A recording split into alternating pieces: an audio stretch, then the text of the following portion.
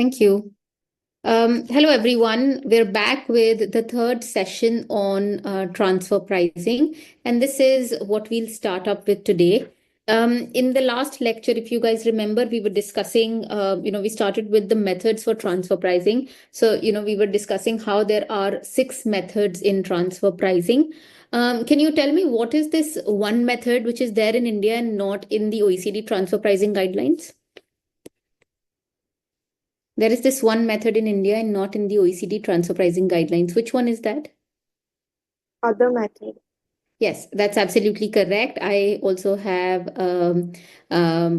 answers on the chat box. That's absolutely correct. It's basically other method. So what I'm really trying to say is that, like we discussed last time, it's basically these 5 methods which are provided on your screen right here, which we were discussing in the last lecture, which are there in the OECD and the UN transfer pricing manual as well. And then there is the other method which is provided in India. So in the last lecture, we started discussing, which method is when. So, there are these traditional transactional methods and then transactional profit methods, etc., and how they're actually divided. So, which method should you apply first?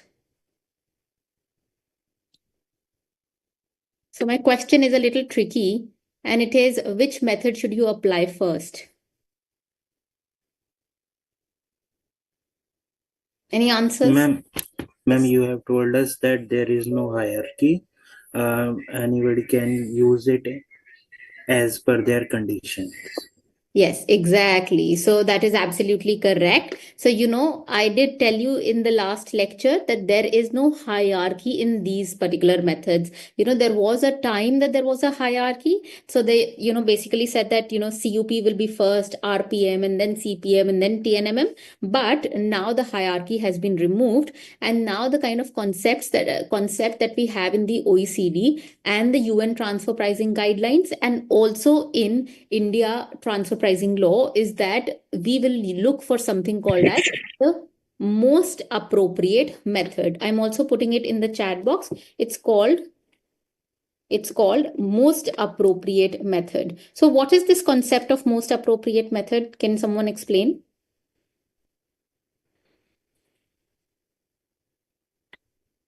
Okay. Where is most appropriate method coming in from? Which rule in India?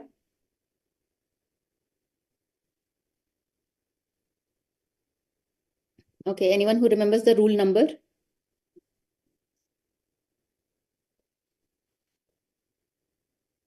Okay. Yes, exactly. This is Rule 10C, which basically says that, we will apply a method which is most suited to the facts and circumstances of each international transaction. Meaning to say, what they've actually done is that you're not going to be looking at that hierarchy now. What you will now do is to see which method is appropriate in which case. So we started up looking at one particular method, which was the comparable uncontrolled price method. What do you guys think? When is the CUP method applicable? When do you think the CUP method will be applicable?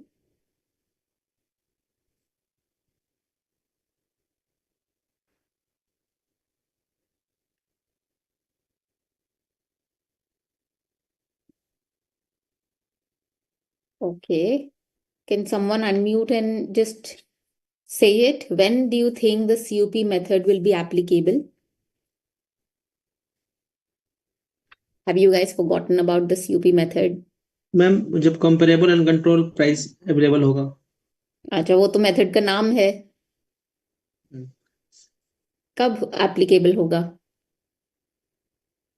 What is the comparable uncontrolled price?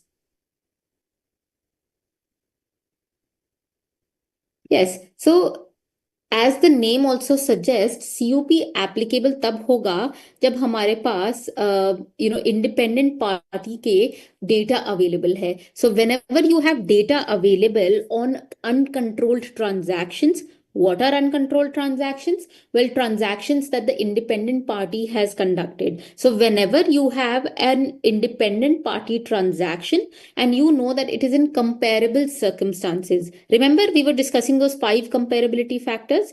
So whenever you have an independent party and that independent party is conducting transaction, same everything, at a price that will be called as the comparable uncontrolled price. So it has to be the price which is charged in an uncontrolled transaction, but it has to be a comparable transaction. That is the CUP method out there. So this is the most simple method, but the only place where CUP method will be applicable is when you have data available. So data availability is a big problem. What is the guarantee कि कोई independent party है and you have data available on that particular independent party? And even if there is an independent party, what is the guarantee कि जिस price पे उन्होंने transact करा है, that price is something which is known to you? It's very difficult. So if you have that available, then what you use is the comparable uncontrolled price method. So this is where I have just mentioned about the comparability factors, that in factors के अंदर अगर होगा तो वो comparable है. So type of the product should be same. Remember हम इधर discuss कर रहे थे इसमें, जैसे if this is a transaction relating to a ball point pen, this should also be a ballpoint pen. You cannot compare a ballpoint pen to an ink pen, but there is one circumstance when you can compare it. What is that one circumstance? Do you think you can compare a ballpoint pen to a ink pen? Yes, sometimes. But what is that sometimes? कब कर सकते हैं? जब data available ना हो ball pen वाले का. Yes, exactly. I think तब कर सकते हैं. You remember we were discussing some adjustments. अगर if you feel that there is some reasonably accurate adjustment that can be done to eliminate that particular difference. So if you feel that you have some adjustment there, that you can adjust the price difference between a ballpoint pen and an ink pen, well then you can use those particular adjustments and use compare an ink pen basically to a ballpoint pen. So that is basically the comparable uncontrolled price method. What other adjustments were we discussing? Anyone who remembers? In this question, we discussed a lot of adjustments. So those adjustments, yes, exactly on the group. I have messages on the group, and they say, we were discussing discount. So remember when we were discussing, it could be a quantity discount. One person has given a quantity discount and the other person has not given a quantity discount. So if you can adjust that particular price, that data you can use for the purposes of CUP method. Now, other kind of adjustments can also be, credit period adjustments, quantity discount adjustments, etc. Those are also, those other kind of adjustments. So what I've done is, because in this particular lecture, last lecture, we discussed just one example relating to CUP. What I've done is, after we discuss all the methods, I think I've put in about one and two practice questions out here, and those two practice questions will be talking about more kind of adjustments that you can see while using the CUP method. So we'll discuss that today again. So this was one question that we were discussing on the CUP method. Then we were discussing how there are two types of CUPs. So there is something called as an internal CUP, and then there is something called as an external CUP. External CUP, I think, was very easy. You can find, if you can find two random independent parties in the industry, and those two parties are also conducting the same transaction of the same product, etc., then you copy paste their price as the CUP price. But my question is, what was internal CUP? Can someone speak up and give me an example of internal CUP? A transaction within your same group with another unrelated party. Yes, For that's example, absolutely, yes. A and B Limited are in the same group. If B Limited undertakes the same transaction which you are taking with B Limited, with suppose its customer, then B Limited's transaction will be the comparable uncontrolled. It will be taken as the base for calculating that transfer Absolutely. price. Yes, Yes, that's absolutely correct. The example is absolutely correct. So what you do is, if I have answers on the group as well, and they are absolutely correct. So it basically means that, in your example, let's say the B Limited, it's obviously supplying to A Limited. But if we actually notice that B Limited is also supplying to some unrelated party also, that basically is going to be internal COP. So, for the purposes of trying to identify what will be the ALP for the transaction between A Limited and B Limited, what we do is we look at an internal COP, which is the transaction between B Limited and the third party out there. And we use that as the basis of identifying the ALP for the transaction between A and B Limited, which is the controlled transaction. So that is what we do in internal COP. So what you're actually doing is you're finding uncontrolled transaction data, but you've actually gotten that within the firm. So क्या होता है internal CUP में, आपको uncontrolled transaction का data मिल रहा है, but एक ही organisation से मिल रहा है. So that is internal CUP. And this was, I was actually reading through a few questions also and going through the manual also, and in the manual also it is suggested that internal CUP is actually better than external CUP out there. So that is the concept of comparable uncontrolled price method. The next one that we were discussing is the resale price method. What is the resale price method applicable on? When is resale price method applicable? When a transaction is mostly relating to selling of traders, between traders, distributors, wholesale. Distributors, retailers. Yes, absolutely correct. So, whenever there is a transaction between traders and distributors, you will apply something called as the resale price method. Now, if you get a question in exam and the question talks about trading and it does not, and it asks you to calculate ALP, but it does not say which method, then you know that you will apply the resale price method, RPM method. But then the thing is that if you have, sometimes they will also try to confuse you and they will give you data relating to the CUP method. So even if it says that it's trading, but you have information available, so you will apply the CUP method. जब CUP method में information available नहीं होती and it is a trader and a distributor, that is the reason we apply something called as the resale price method. Now, in resale price method, what happens is that, the goods are actually sold without any value addition, that there is no manufacturing, etc. done to these particular commodities. There is no major value addition done. So let's say that we took an example of L'Oreal. So L'Oreal USA is like a company which manufactures cosmetics. And then L'Oreal USA sends the products or sells the product to the subsidiary company in India. The subsidiary company in India does not do much on these particular products and just sells it to the end customer. So this is where you need to establish that this particular transaction between the related parties is at arm's length, because this is the controlled transaction. This is the transaction that can be manipulated, etc. So to justify that, what you do is you look at the gross margin which is earned by the subsidiary company. Either it is 25%, in this particular case it was 25%. So if you find independent parties also in the industry who are earning 25%, then you are absolutely at arm's length. But if you don't find that, then you can find out similar distributors and they should be earning less than 25%, then you are at arm's length. So this is what we were discussing in the last lecture. Any questions relating to this? Otherwise, what we'll start with today is going to be the cost plus method. Ma'am फिर comparable uncontrolled price वाले जो है वो मतलब कोई भी लगा सकते हैं, मैन्युफैक्चरर ट्रेडर कोई भी लगा सकता है जहाँ पे डेटा अवेलेबल हो. बिल्कुल बिल्कुल, अगर आपके पास डेटा अवेलेबल है तो कोई भी लगा सकता है. और हम सबसे पहली चीज ना, हम सबसे पहला प्रायोरिटी देते हैं CUP मेथड को. बोलो ना बोलो, बट हम सबसे ज्यादा हम चाहते हैं कि हम CUP मेथड लगाएं. Everyone wants to use the CUP method. Why? Because it's the most cost efficient method. और सारे मेथड्स के लिए आपको फिर भी डेटाबेस यूज करना पड़ेगा, but CUP method, this is the reason I written in the slide.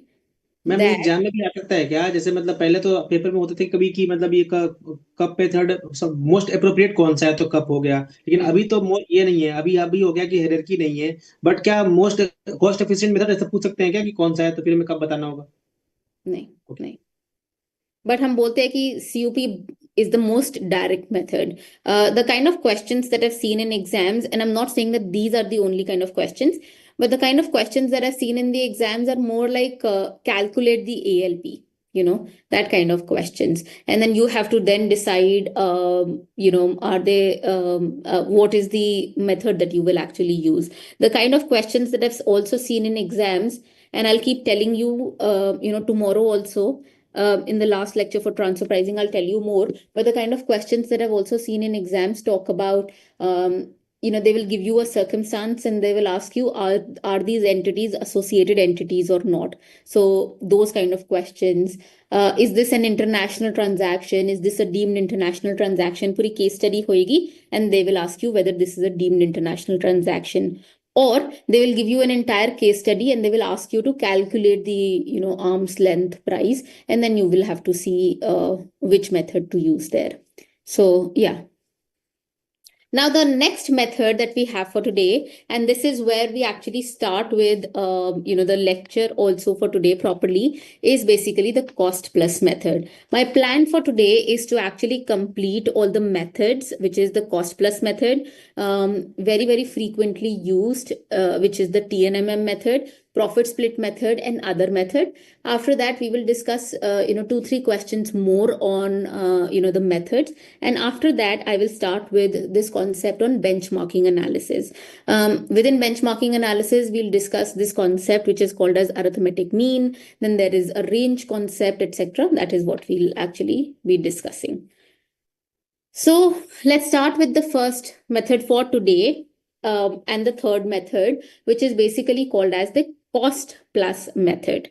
Now, the cost plus method is very, very similar to how resale price method is done. The concept is really the same, but then the cost plus method is actually available for manufacturers, etc. For contract manufacturers, those people, they actually use the cost plus method. Why they use the cost plus method? Because as the method also suggests, this is like a cost plus profit markup on the cost, and that is really the method. Let's take an example.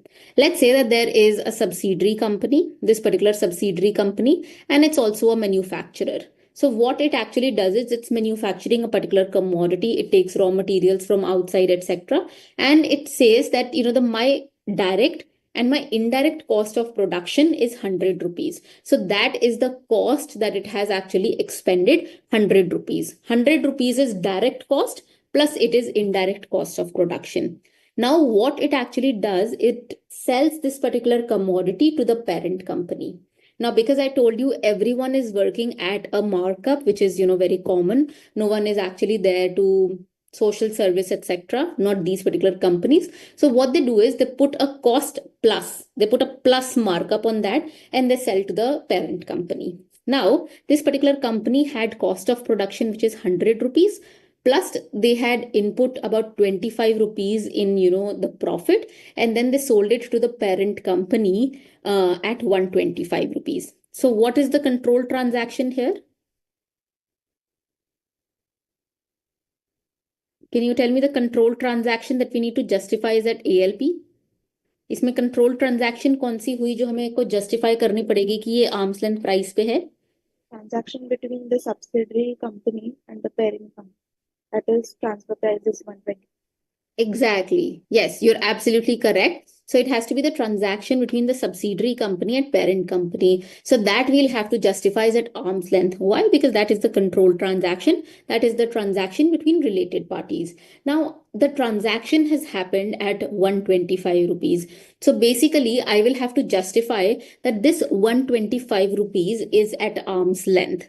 Now, how do I justify that? Well, in other words, what I can justify is that the 25% of profit margin which this particular subsidiary company has earned, this is at arm's length. So how will I justify that this is at arm's length? Because what I'll do is I'll again look for other manufacturers in the industry. Are they also earning 25% of margin? If yes, then I'm at ALP. If other people in the industry are earning 21% in margin, do you think I'm at ALP? Other people are earning 21%. I am earning 25%. Do you think I'm at ALP? Yes, since you're Yes. earning that 4% Yes, exactly. I am at ALP because I am earning more than them. Or if they are earning 27% and I am earning 25%, then I am not at ALP. So if other people in the industry are earning less than you, then you are at arm's length price. So this is what you have to justify, in this particular situation, in the case of cost plus method. Now, you might be wondering, why are we justifying 25? Why aren't we not justifying 125? Well, you could also justify 125. That's absolutely correct. But then the thing is, because this 100 rupees will not change. 100 rupees hamesha same rahega. Why do you think 100 rupees will always remain constant? Why do you think 100 rupees will always remain, uncontrolled? It will never be manipulated. It is the cost of producing. Costing. Cost to some extent cannot be much manipulated, and since this is the cost which you will take as the base while selling to unrelated parties also. So 100 will not change to that extent. Exactly. Yes, you're absolutely correct. 100 as a number, or the cost of production as a number, will always remain the same because this is a third party cost. Now, why would a third party change it for you? For third parties, it's more like demand and supply conditions kind of a situation. So why would they change it? This will always remain, at market price. And this is the reason what you can do is either justify 125, or even if you justify 25, it will always be the same because this will remain constant. This particular cost of production will not move so much. So this is the reason what we do is we justify the 25%. So you can either justify it from, you can either justify the amount, which is the price, and this is a method which is price. But what you can also do is you can justify the plus method also. You can justify the margin also in this particular situation. So in this particular method, what we actually do is you need two things out there. First, you need the cost of production. And then to arrive at arm's length markup, what ideally should be the arm's length price between the subsidiary company and the parent company, you need an arm's length markup. So remember, whenever you get a question relating to cost plus method, first in the question, even if it is like a really big question, first in the question, just try to identify the cost of production. If you have the cost of production, that's absolutely fine. Plus on the cost, you need to add a plus. What should you add? You should add a arm's length margin. Now, where will you find the arm's length margin? How do you think you'll find the arm's length margin?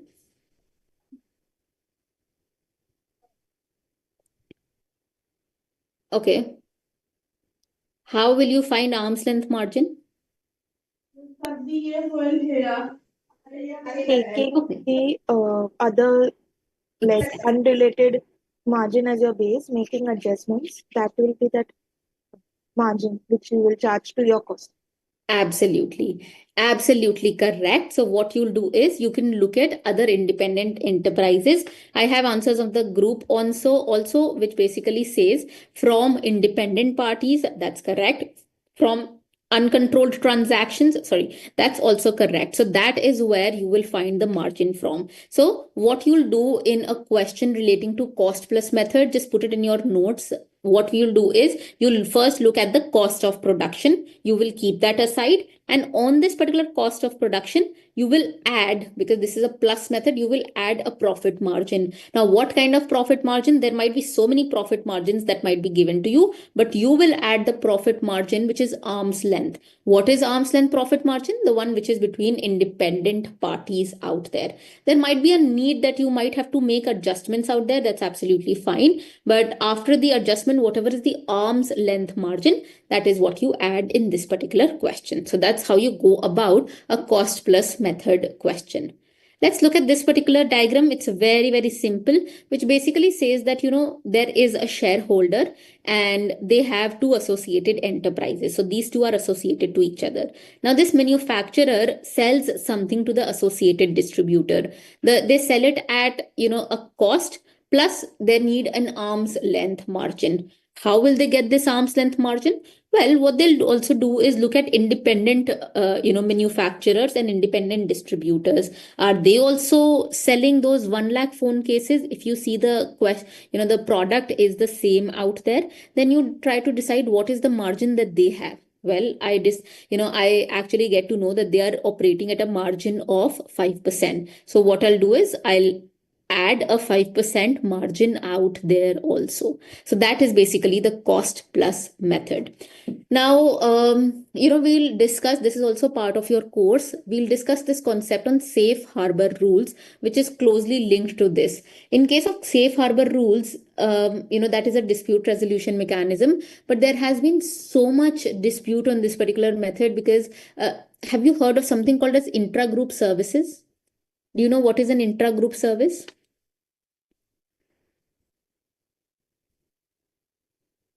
Okay. Anyone who knows what is an intra-group service? No, ma'am. Okay. Have you ma'am seen so many? Sorry. Hello ma'am, Yes. जैसे कोई भी ma'am parent company होती है, कभी कभी वो training services देती है अपनी सब्सिडरी कंपनीज के एम्प्लॉयज को, तो वो इंट्रा ग्रुप सर्विस में आ जाती है। यस, बिल्कुल ठीक। सो क्या होता है, कभी कभी एक एंटिटी होती है, एक सब्सिडरी कंपनी, वो बोलती है कि मैं एचआर सर्विसेज दूंगी और लेट्स से अकाउंटिंग सर्विस दूंगी। मैं अकाउंटिंग सर्विस प्रोवाइड करूंगी सब एंटिटीज को, पेरेंट एंटिटी को, सारी सब्सिडरीज को, एक्सेट्रा, मैं सबको अकाउंटिंग सर्विस दूंगी इस ग्रुप के अंदर। So what they actually do is, obviously जब जिस सब्सिडरी ने अकाउंटिंग सर्विस देनी है, द पॉइंट इज कि वो कितने अमाउंट पे दे। So then they decide that we'll give you the service at a cost, because obviously सब अपने cost तो निकालेंगे ही, plus they say that this subsidiary company, because that is the one providing accounting service to everyone, वो बोलते हैं कि मैं एक मार्कअप रखूंगी अपने साथ। अब सारी प्रॉब्लम ये आ जाती है कि कितना मार्कअप रखना चाहिए। टैक्स ऑफिसर्स बोलते हैं 20% मार्कअप रखना चाहिए, बट टैक्स पेयर्स जो होते हैं वो बोलते हैं कि नहीं 10% मार्कअप रखना चाहिए, और उधर सारा डिस्प्यूट स्टार्ट होता है। We will discuss this going forward, because इसको dispute resolution mechanism which is called as safe harbour rules, will discuss that later, but that's really the problem out here कि कितना मार्कअप इज सफिशिएंट। इसमें आपने देखा 5% markup is sufficient because other people are also doing that, but otherwise if that particular data is not available, then what do you think is the markup which is actually sufficient? That is all the problem that arises in the cost plus method, but that's from a practical standpoint. What we'll do is we'll take about 2 minutes and read through this particular question. It's a very, very important question because it's going to talk a lot about the cost plus method, and then through this particular question I'll tell you how to solve the cost plus method. I've already given you a hint that first you need to find out the cost of production plus add an arm's length markup. That is how we'll solve this particular question. But I want you to take 2 minutes exactly. It's 6:32. At 6:34, we will start this particular question, or rather 1 minute. 6:33, we'll start this particular, question. So just take a minute and read through this. It's also in your manual, so you can read it there also, and then we'll solve this particular question.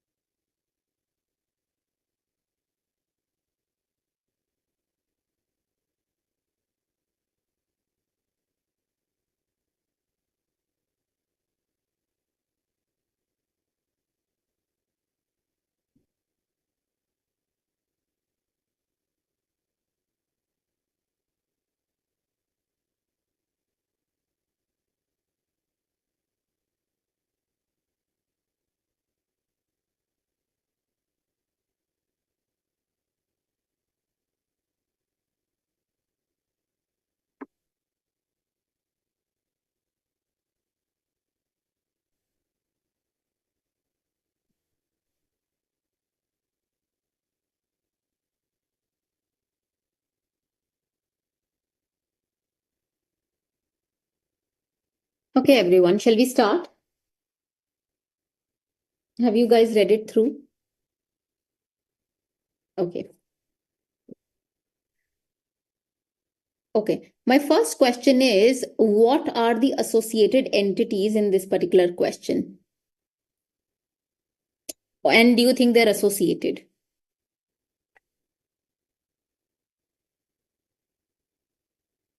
Okay.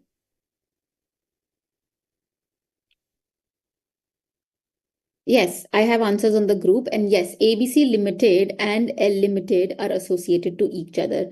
Can you tell me what is the threshold that they cross to be associated to each other? Each other? 26% or more voting power. Absolutely correct. So this is more than 26%, and this is the reason they are related to each other. Now, the kind of questions that I've seen in exams for these particular exams, they also mention why two entities are actually related to each other. So in this kind of question, also the answer also talks about why these two entities are related to each other, which is more than 26%. Now, it says that L Limited develops software and does both on-site and off-site consultancy services. But during the year, they built ABC Limited Canada for 120 man hours at the rate of 1800 man hours. So this is what the billing is with related party. But do we have the cost? I was telling you that you always need like the cost for related party transaction. Do we have the cost? What is the cost here? Yes, that's correct. So it's 2,25,000 rupees. This is the cost of production that we have. Now, L Limited build another company, which is XYZ Limited, at the rate of 2,800 per man hour for similar level of manpower and earn a gross profit of 50% on cost. Do you think this can be taken as a comparable independent transaction? Yes, it can be, because the next statement says that they are comparable subject to the following differences. So what we have in this particular question is we have the cost of production, which is 2,25,000 rupees. Now we need to add an arm's length gross markup to it. Now, what is that gross markup? Well, that gross markup is 50%. Why is it 50%? And that is because these are independent parties in the industry. They are earning 50% gross profit on this. So you should also earn gross profit of 50% on it. Do you think we need to make adjustments? Okay. Yes, we need to make adjustments to this particular gross profit. Why not? That it says that the transactions of L Limited with ABC Limited and XYZ Limited are comparable. So that basically means that we can take this as the arm's length markup, but subject to the following differences. So these are the differences for which we'll have to make, the adjustments out there. So this is what we start with. The solution looks like this, that we look at the gross profit markup on cost for XYZ Limited, which is the unrelated party, which is 50%. This is the arm's length gross markup, and this is what we need to add to the cost. Now, because this is, we need to make adjustments to it, this is what we will actually do. Now, it basically says that L Limited derives its technology support from A Limited, but there is no support from XYZ Limited. So they're basically trying to say that ABC Limited has technology support, but XYZ Limited does not have technology support out there. So what we will actually do is we'll remove technology support from this. That is because ABC Limited provides technology support, but this one does not provide that kind of support. So that will be adjusted. So we will remove that technology support from there, from XYZ Limited also. So if we actually remove it, it's 18% of normal gross profits. So it's going to be 18% of gross profit, which is 50%. So remove 9% from this particular markup to make it equal to how ABC is actually, approaching it. Then the next thing that we do is the quantity discount. Now, ABC Limited gives quantity discount in business to L Limited, and a quantity discount is valued at 10% of normal gross profits. So we remove quantity discount also, which is 10% of 50%. We remove 5% from this again. Then there is rendering services. There is, for L Limited, there is neither runs any risk nor incurs any marketing costs out there. So we remove this particular risk also, which is 12%, and it becomes 6% out there. So what now we have is 50% less 20%, which actually becomes 30% out there. Now there is this last adjustment, which is the cost of credit adjustment. This last statement, which basically says that L Limited offered 1 month credit to ABC Limited, and the cost of providing such credit may be valued at 2% of gross profits. Now, because L Limited offers 1 month credit to ABC Limited, but it's not there in L Limited, sorry, in XYZ Limited, we'll add it up out here, which basically becomes 2% of 50%. So that basically becomes 1%. So the arm's length gross markup is 31% right here. So what I'm really trying to say is that, they should transact at 31%, which is the gross markup. So we have this available, which is 2,25,000. Plus you need to add a gross markup, which is the arm's length gross markup. That we know is 31%. So what we do is 2,25,000, which is the cost incurred, plus add 31% arm's length gross profit margin. So it's going to be 31% of 2,25,000, which is 6,950. So arm's length build value should be 2,94,750. So basically they're trying to say that this amount is what we found. This should be, if it was at arm's length, it should be 2,94,750. But what is the actual build value? Well, that is also provided in the question. The actual build value is 120 man hours at the rate of 1,800 plus man hour. So it's basically 1,800 into 120. This is what they've actually built. So they have built 2,16,000. They should have built 2,94,000. So I'm sure they've done some, mispricing out there. What is that? Well, that is 78,750. So there will be a transfer pricing adjustment of 78,750 rupees. And this is what you need to calculate out there.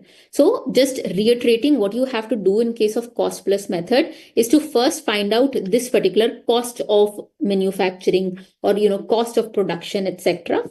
And then you have to add a gross profit margin onto it, like a plus gross profit, and that should be arm's length gross profit.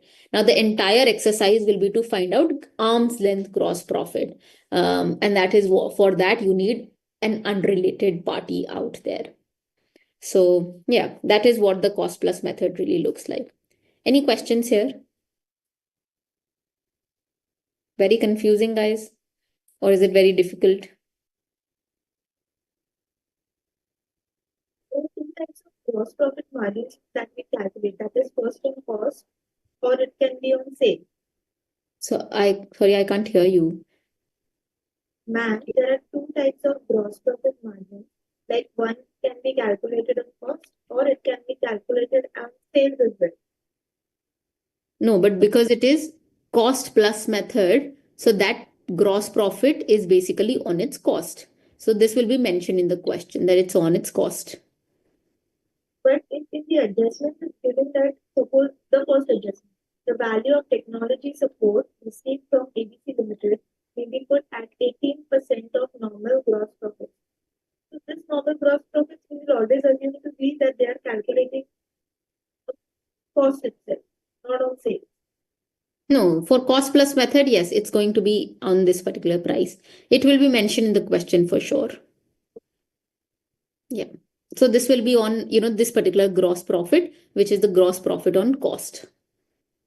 Even if it is on, sales, they would have just mentioned it to you that this is on this particular sales. So they'll provide you with all that particular, answer, or sorry, that particular relevant information.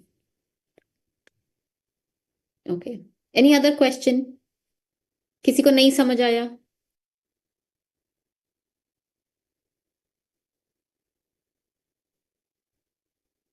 Okay, अभी बता सकते हैं, अगर किसी को नहीं समझ आया मैं फिर से बताऊंगी, but you can tell me, because this is a little technical, no doubt about it. It's a little difficult, it's a little technical. One adjustment क्यों लेस होनी है? एक एडजस्टमेंट लेस हुई है, सारी बेसिकली एडजस्टमेंट्स ऐड हुई हैं, because if you see this is just going back to this particular adjustment. So this is one adjustment which is basically the cost of providing this particular adjustment, and this has to be lessened. So if you look at the cost of production or the cost of providing that particular credit, I think it's just like something which is very logical कि अगर credit की cost है तो वो less होएगी.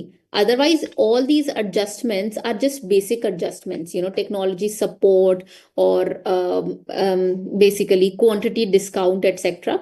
These are to be ये less होती हैं, and this particular adjustment, sorry, is actually added to the cost, to the gross profit out there. So if it is more like a credit, this particular credit was offered to ABC Limited, but it was not offered to XYZ Limited. So it is absent from XYZ Limited. So now to make it comparable, हम इसको add कर देंगे उसके अंदर.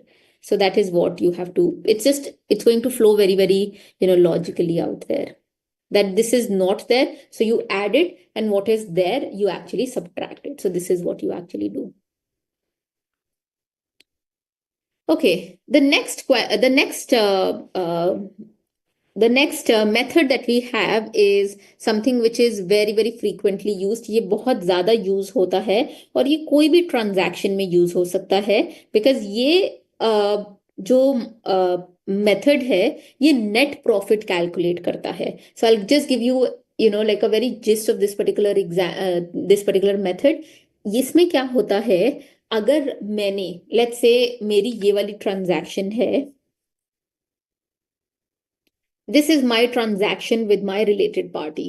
What I'll do in a TNMM method, which is the transactional net margin method, is that मैं इस पूरी transaction से नेट मार्जिन कैलकुलेट करूंगी. फिर मैं क्या करूंगी, मैं दूसरे इंडिपेंडेंट पार्टीज ढूंढूंगी इंडस्ट्री में जिन्होंने ये सेम ट्रांजैक्शन अंडरटेक करी है. मैं उनका नेट मार्जिन ढूंढूंगी और मैं दोनों के नेट मार्जिन को कंपेयर करूंगी ढूंढने के लिए कि मैं ALP पे हूं या नहीं हूं. So meaning to say, what I'll do is I'll calculate the margin from this particular transaction. This transaction between the parent company and the subsidiary company, I'll calculate the margin from this particular transaction. Let's say that the margin, which is the net margin, जो calculate होएगा सारे expenses deduct करके etc. I'll tell you how to calculate the margin also. But I calculate the margin. Let's say it comes at 7%.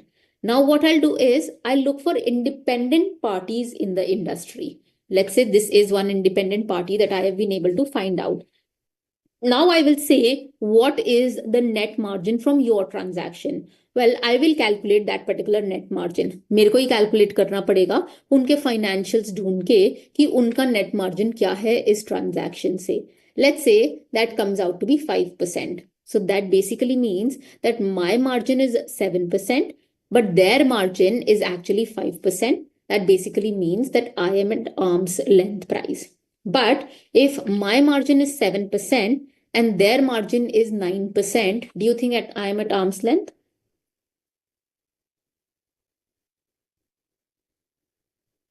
No, exactly. That will not be at arm's length for sure, because their margin is actually more than my margin. So this is what the transactional net margin method is. It's going to just compare the margins of these two transactions.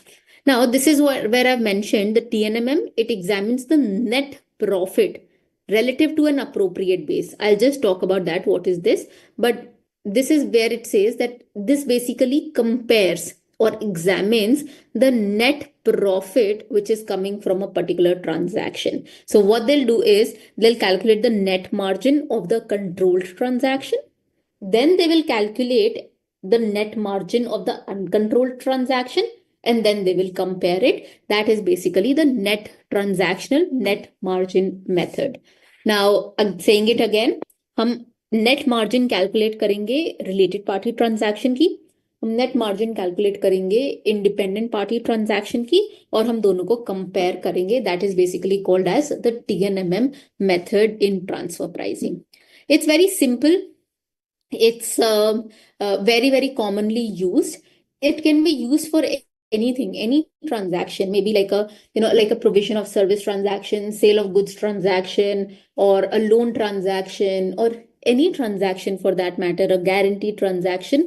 Sub transactions में ये method use होता है, and this is called as the transactional net margin method. Now, what we actually compare in this particular method is something called as the profit level indicator. What is profit level indicator? Well, it's also called as PLI. What is PLI? It's the profit level indicator. Profit level indicator basically means that you are comparing, like the net profit divided by cost, or you are comparing the net profit divided by sales. You can use anything, any formula out there. Either you are doing net profit and divided by cost, then what you have to do is net operating profit or net profit divided by cost, ये find करना है related parties के लिए, and then you have to find the net profit divided by cost for the independent party also. Or you can find out the net profit divided by sales for the related party, and then you have to compare it with net profit divided by sales of the independent party also, and then compare it accordingly. But obviously you cannot do like you cannot compare net profit by cost and then for the other party you comparing net profit by sales. That you cannot do. So the profit level indicator has to be consistent wherever you actually compare. So that is what is meant by a profit level indicator. There are many profit levels indicators that you can actually use. A gross margin ratio, operating margin ratio. So a lot of times we do operating profit divided by operating cost, operating profit divided by sales, operating profit divided by assets, etc. Whatever you do, just make sure that you do the same thing for related party and you do the same thing for independent party. And that is what is meant by transactional net margin method. Any questions?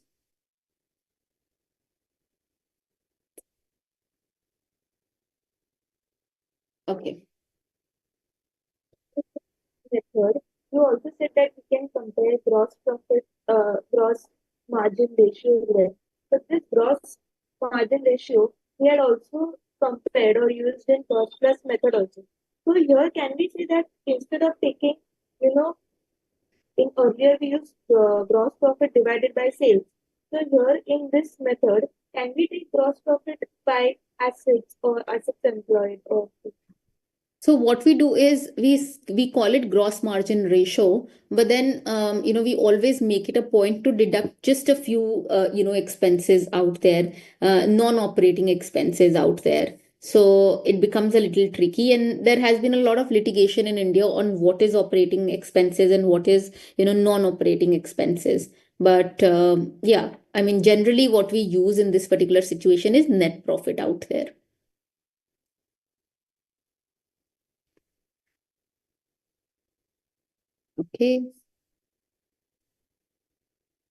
Okay. Now, the next, my next question to you is that let's say that I have a transaction relating to, I have an Indian client, or let's say my taxpayer is in India and my taxpayer is providing IT services to the USA company. Now, my question to you, and listen very carefully, मेरी Indian company USA company को IT services provide कर रही है, मेरे को वो service provide कर रही है लेट्स से 15% मार्जिन पे, and this is net margin. So they are providing, this Indian company is providing services to the USA company at 15% profit margin. Now, my question to you is, I want to use TNMM method. Now, what should I do? Should I calculate the profit margin of the Indian company, which is, coming out to be 15%, and then compare it with other people in India who are also, undertaking the same transaction? Or what I can also do is use the financials of the USA company. These are related companies, so it's not a big deal to actually find their financials. दोनों related companies हैं, तो USA company की balance sheet ढूंढना बहुत बड़ा बात नहीं है. It's just the same, it's very easy. So now what should I do? Calculate the margin of the USA company and compare it with other people in the USA, and then see if my transaction is at arm's length. So saying that again, what do you think I should do? Indian company का margin निकाल के Indian company से compare करूं, या USA company का margin निकाल के और यूएसए कंपनी से कंपेयर करूं? Before you answer, let me tell you, there are databases available very very easily for USA also. So USA companies को ढूंढना बहुत बड़ी बात नहीं है. So now tell me, what should I do? हम इंडियन कंपनी का डेटा निकाल के कंपैरिजन करेंगे. वाई? क्योंकि वो कंफर्टेबल है, वो इंडिया है. सिमिलर कंडीशन, मतलब सेम सर्कमस्टांस ऐसा कुछ. No, but USA company, taxation करना है. बट यूएसए कंपनी का भी तो मार्जिन निकाल के यूएसए कंपनी से कंपेयर कर रही हूँ. सो सिमिलर कंडीशंस उधर भी आ गई. यूएस में मार्जिन, हमारे इन्फ्लेशन, हमारे कॉस्टिंग, हमारे इंडिया की जो चीजें लग रही है वो हम यूएस के मार्जिन से तो मैम. लेट्स से मैं एक टैक्स प्रोफेशनल हूँ यूके से. मेरे पास एक क्लाइंट आता है और वो क्लाइंट इंडियन क्लाइंट है. मैं यूके में बेस्ड हूँ, मैं उधर प्रैक्टिस कर रही हूँ. मेरे पास एक क्लाइंट आता है जो इंडियन क्लाइंट है और वो यूएसए के साथ ट्रांजैक्शन कर रहा है. Now what should I do?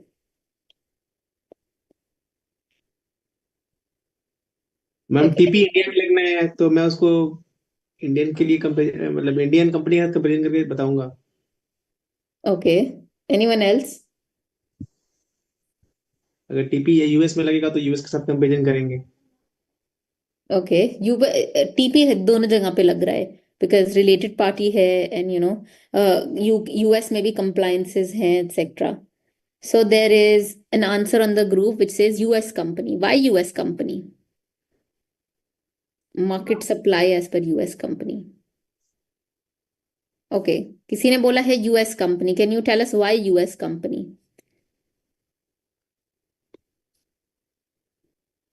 Ma'am US के सप्लायर्स की वहाँ पे क्या कोटेशंस वगैरह चल रही हैं, वहाँ पे यूएस कंपनी किस प्राइस पे वो सर्विस हमारे से सर्विस सिमिलर सर्विस ले सकती है, उस बेस पे हम डिसाइड करते हैं.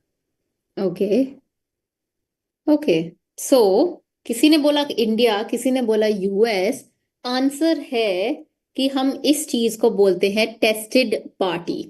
आप जिसका परसेंटेज निकालो, आप जिसका नेट मार्जिन निकालो, the company for which you calculate the net margin and you compare, उस कंपनी को बोलते हैं टेस्टेड पार्टी. जिसको टेस्ट करना है, जिसके मार्जिन को टेस्ट करना है, उसको बोलते हैं टेस्टेड पार्टी. अब ना क्वेश्चन आता है किसको टेस्टेड पार्टी ले, इंडिया को ले या यूएस को ले? Now for this particular purpose there is no definition which is provided in Indian transfer pricing regulations. Even OECD में, UN में, कहीं पे भी tested party की कोई definition नहीं है. But they've provided a suggestion out there. What is the suggestion?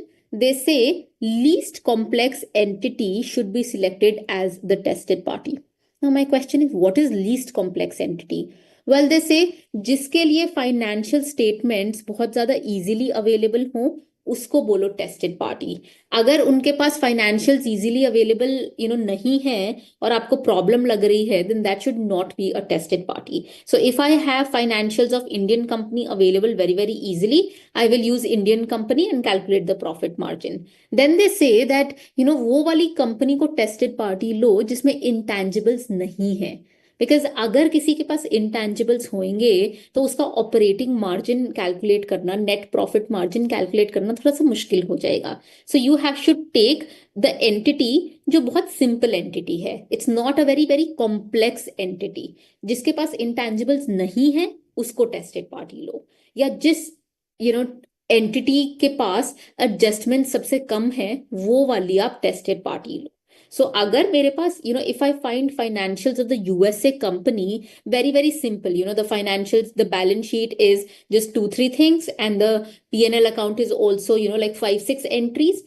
But the Indian company is like a big company, because Indian company has intangibles, it has a lot of forex adjustments, it has a lot of other adjustments in its financials. So it says that use the USA entity as the tested party, because it will be easy to calculate the financials, the margin out there. So use the least complex entity as the tested party. And this is one question that I've seen in exams. This is in the manual also, this particular concept of tested party. Which entity should be taken as the tested party? That is one question out there. So I've provided a few examples to understand what should be the tested party in these circumstances. Let's say एक parent company है. Parent company के दो subsidiaries हैं, company ए और company B. Now company ए क्या करता है कि प्रोडक्ट 1 को मैन्युफैक्चर करता है. बहुत सिंपल फंक्शन है, मैन्युफैक्चरिंग करता है, and then it gives it to company B. Now, what does company B do?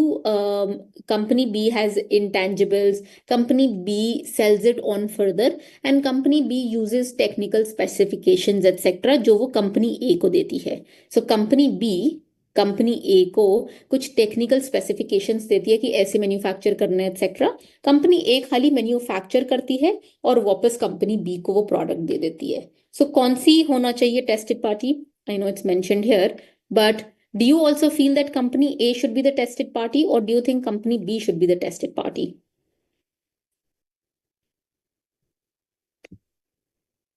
Any idea?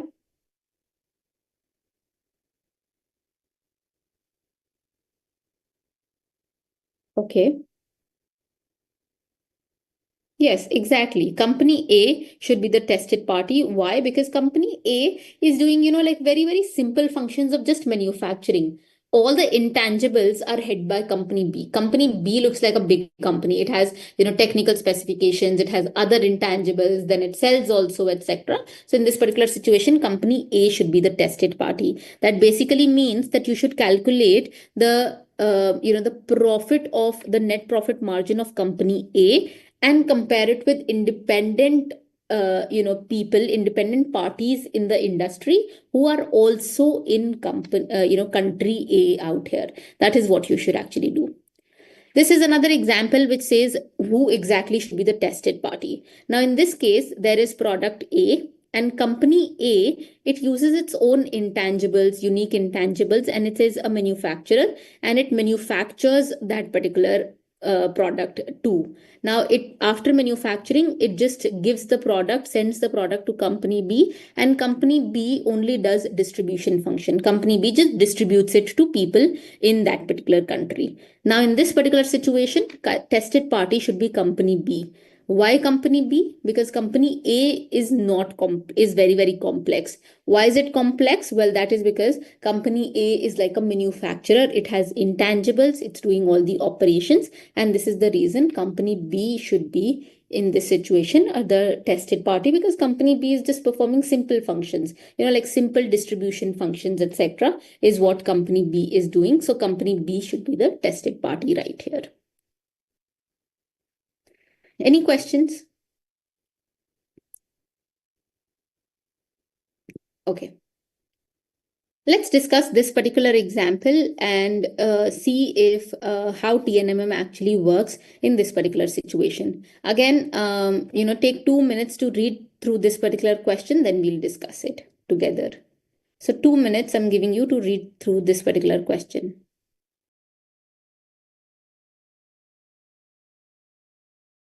I'm right here, so if you want to ask any question, just feel free to put it in the chat box or just ask it right away.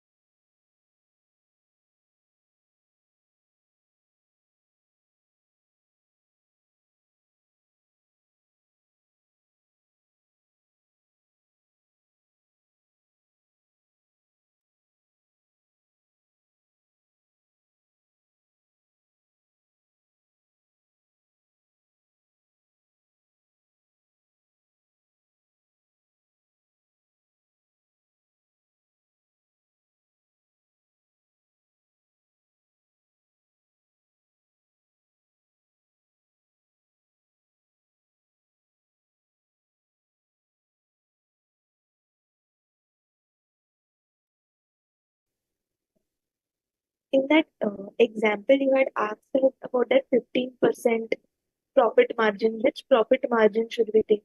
I did not understand that example. Could you please explain the question you had asked us basically? That which profit margin, that 15%, you have an Indian client and that Indian client is engaged in providing services to its US associated enterprise. So I do not understand that example and the Concept. yeah. So my question was, let's say that I have, and I am a person who's based in, let's say, UK. Okay, I'm practicing from UK. I have a client who comes in, and this particular client says that I am from India, and I'm providing IT services to a particular company in USA. Now, my question was, should I use the balance sheet of, forget about the 15% right now, I'll discuss that later. But my question was, now, should I calculate and ask this particular client that give me the financial statements of the Indian company? I'll calculate the net profit margin of the Indian company because I'm applying TNMM method. So I will calculate TNMM method by using the profit margin of the Indian company. And then because TNMM says that you have to identify the profit margin of independent companies, and because there is comparability factors, if you remember, so it has to be the same jurisdiction. So my question was, now, should I tell them that I need the balance sheet of the Indian company? I will calculate the net profit margin of the Indian company and compare it with the net profit margin of other independent parties in India who are also conducting the same transaction with USA. So should I do that? Or should I tell them that, listen, can you give me the financial statements of USA company? I will calculate the operating profit margin of the USA company and then compare it with independent parties who are also conducting that transaction in USA. Like, what should I actually do? Indian? Should I test India or should I test the USA entity? Which entity should I test?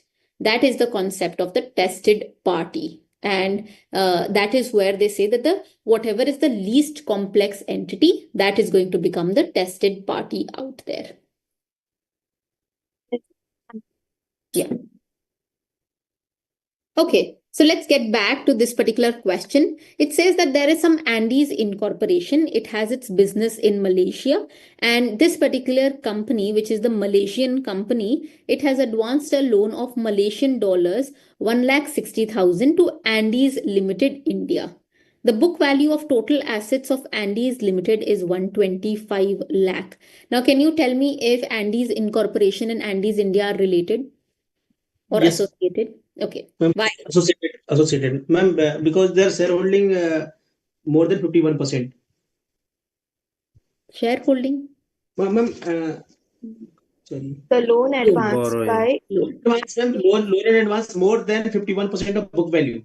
Exactly. So it is more than 51%. Do you think at 51% they would have become associated if it was 51%?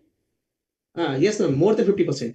Yes. So it has to be 51% or more, they would have become associated. So in this particular situation, yes, they are associated because it's more than 51%. It is 57.6%. In this entire slide, I've just defined how they are associated. Now, because they are associated, we'll go to the next step, which is that Andes Limited, it provides software backup support services to Andes Incorporation. So again, it's the Indian company. Indian company is providing support services to the USA company. So to the Malaysian company.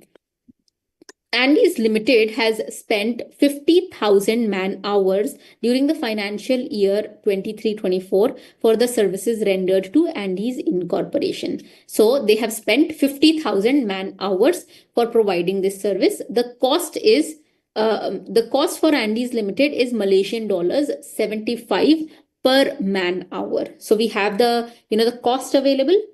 Do we have the billing amount? Yes, we have the billing amount. It's 90.75 plus for 1 man hour. So what I'm really trying to say is that between the related parties, what is the cost of providing service and what is the amount of billing? They are both available. Do you think you can calculate the net profit margin? Do you think you can calculate the net profit margin of this related party? Yes, we can calculate it because we have the cost of providing the services, and we also have the sales value. So they have sales value, which is the billing at, this is the amount at which they've billed it. So sales value is available. Lest, do we have the cost? Yes, cost is also available. So we can calculate the operating margin. Now, we need to prove that this is at arm's length. So we find out that there is Gamma Limited in India, which has similar business model, and it also provides software backup support to Olive Incorporation, which is also in Malaysia. So everything is matching. The service is matching, software's backup support. The jurisdiction is matching, India, Malaysia, and India, Malaysia. So do we have the profit margin, of this particular company? Yes, they've given us cost and they've given us operating profit also. So obviously we can calculate their operating margin also. So what we do is, in this first left hand side, we calculate the operating margin of Andes. And then in this, we calculate the operating margin of Gamma, which is the independent party. Remember, I told you, calculate the net profit margin of the with the comparable company, related party company, and then compare it with the net profit margin of the independent company. Compare them both and then decide whether it is at arm's length or not. So what we do is, for Andes Incorporation, let's calculate it. Billing is at 90.75 per, we multiplied by 45 to actually convert it. So $1 is 45. So the billing has happened, or, the sales is basically 90.75 per man hour. And this is Malaysian dollar. So in INR, let's see, this is 90.75 into 45. So this is the sales value. What is the cost value? The cost value is 75 into 45, which is 3375. So what is the operating profit? Sales minus cost. Operating profit is 708.75. What is operating profit to cost? Well, that is operating, which is basically the PLI, as I mentioned. You have to, calculate the PLI and then compare it. So the PLI is going to be operating profit divided by cost into 100. So it's 21%. Now let's calculate the same thing for independent party. Independent party is this particular party, which is Gamma Limited, and for that information is provided. So for Gamma Limited, what is the cost? 600, and 200 is indirect cost. So what is the total cost? The total cost is 800. What is the operating profit? This is also given in the question. The operating profit is 200. So this is the operating profit. What is the PLI? PLI is operating profit divided by cost into 100. So it's going to be 200 divided by 800 into 100, which gives us 25%. Now, what does this suggest? Do you think we are at arm's length?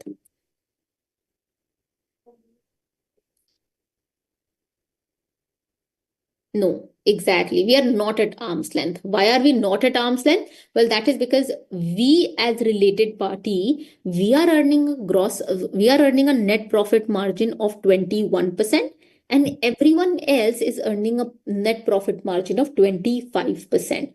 We should also have earned 25% or more than 25%, but we are actually earning less than that, which is 21%. So we are not at arm's length out there. So what we do, there will obviously be an adjustment. What will be the adjustment? Well, this will be, the adjustment out there.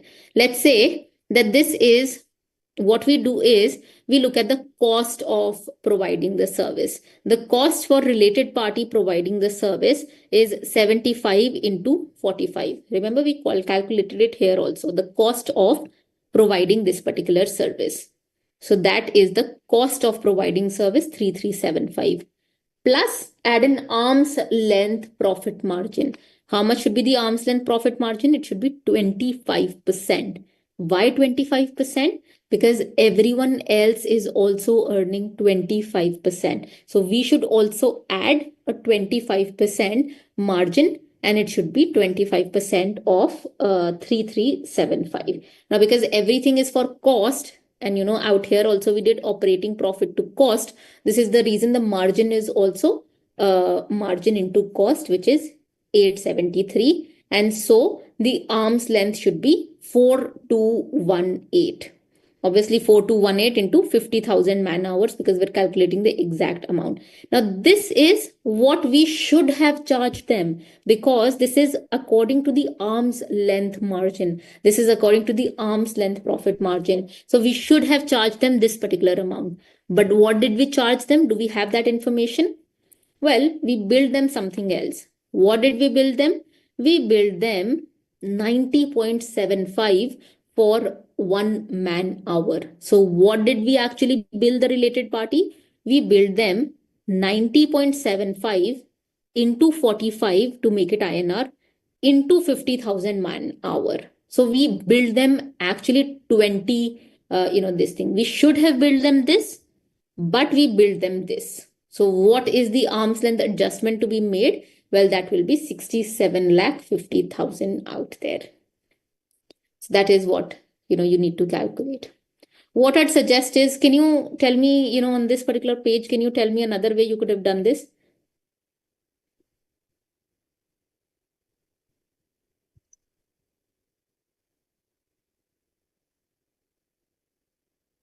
Okay, any other way? So I think what you could also have done is to not multiply it by 50,000 right here. You could have just left it that 4218.75 is the arm's length price out here.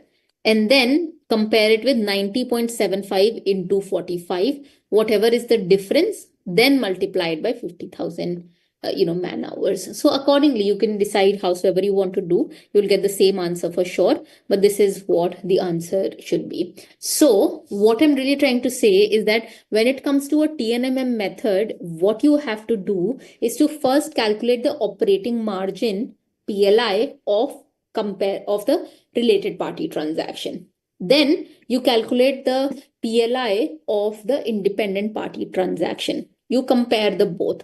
If there is a difference, well, that difference is what you need to use to calculate the adjustment amount. So that difference, you have to see that this is not at ALP.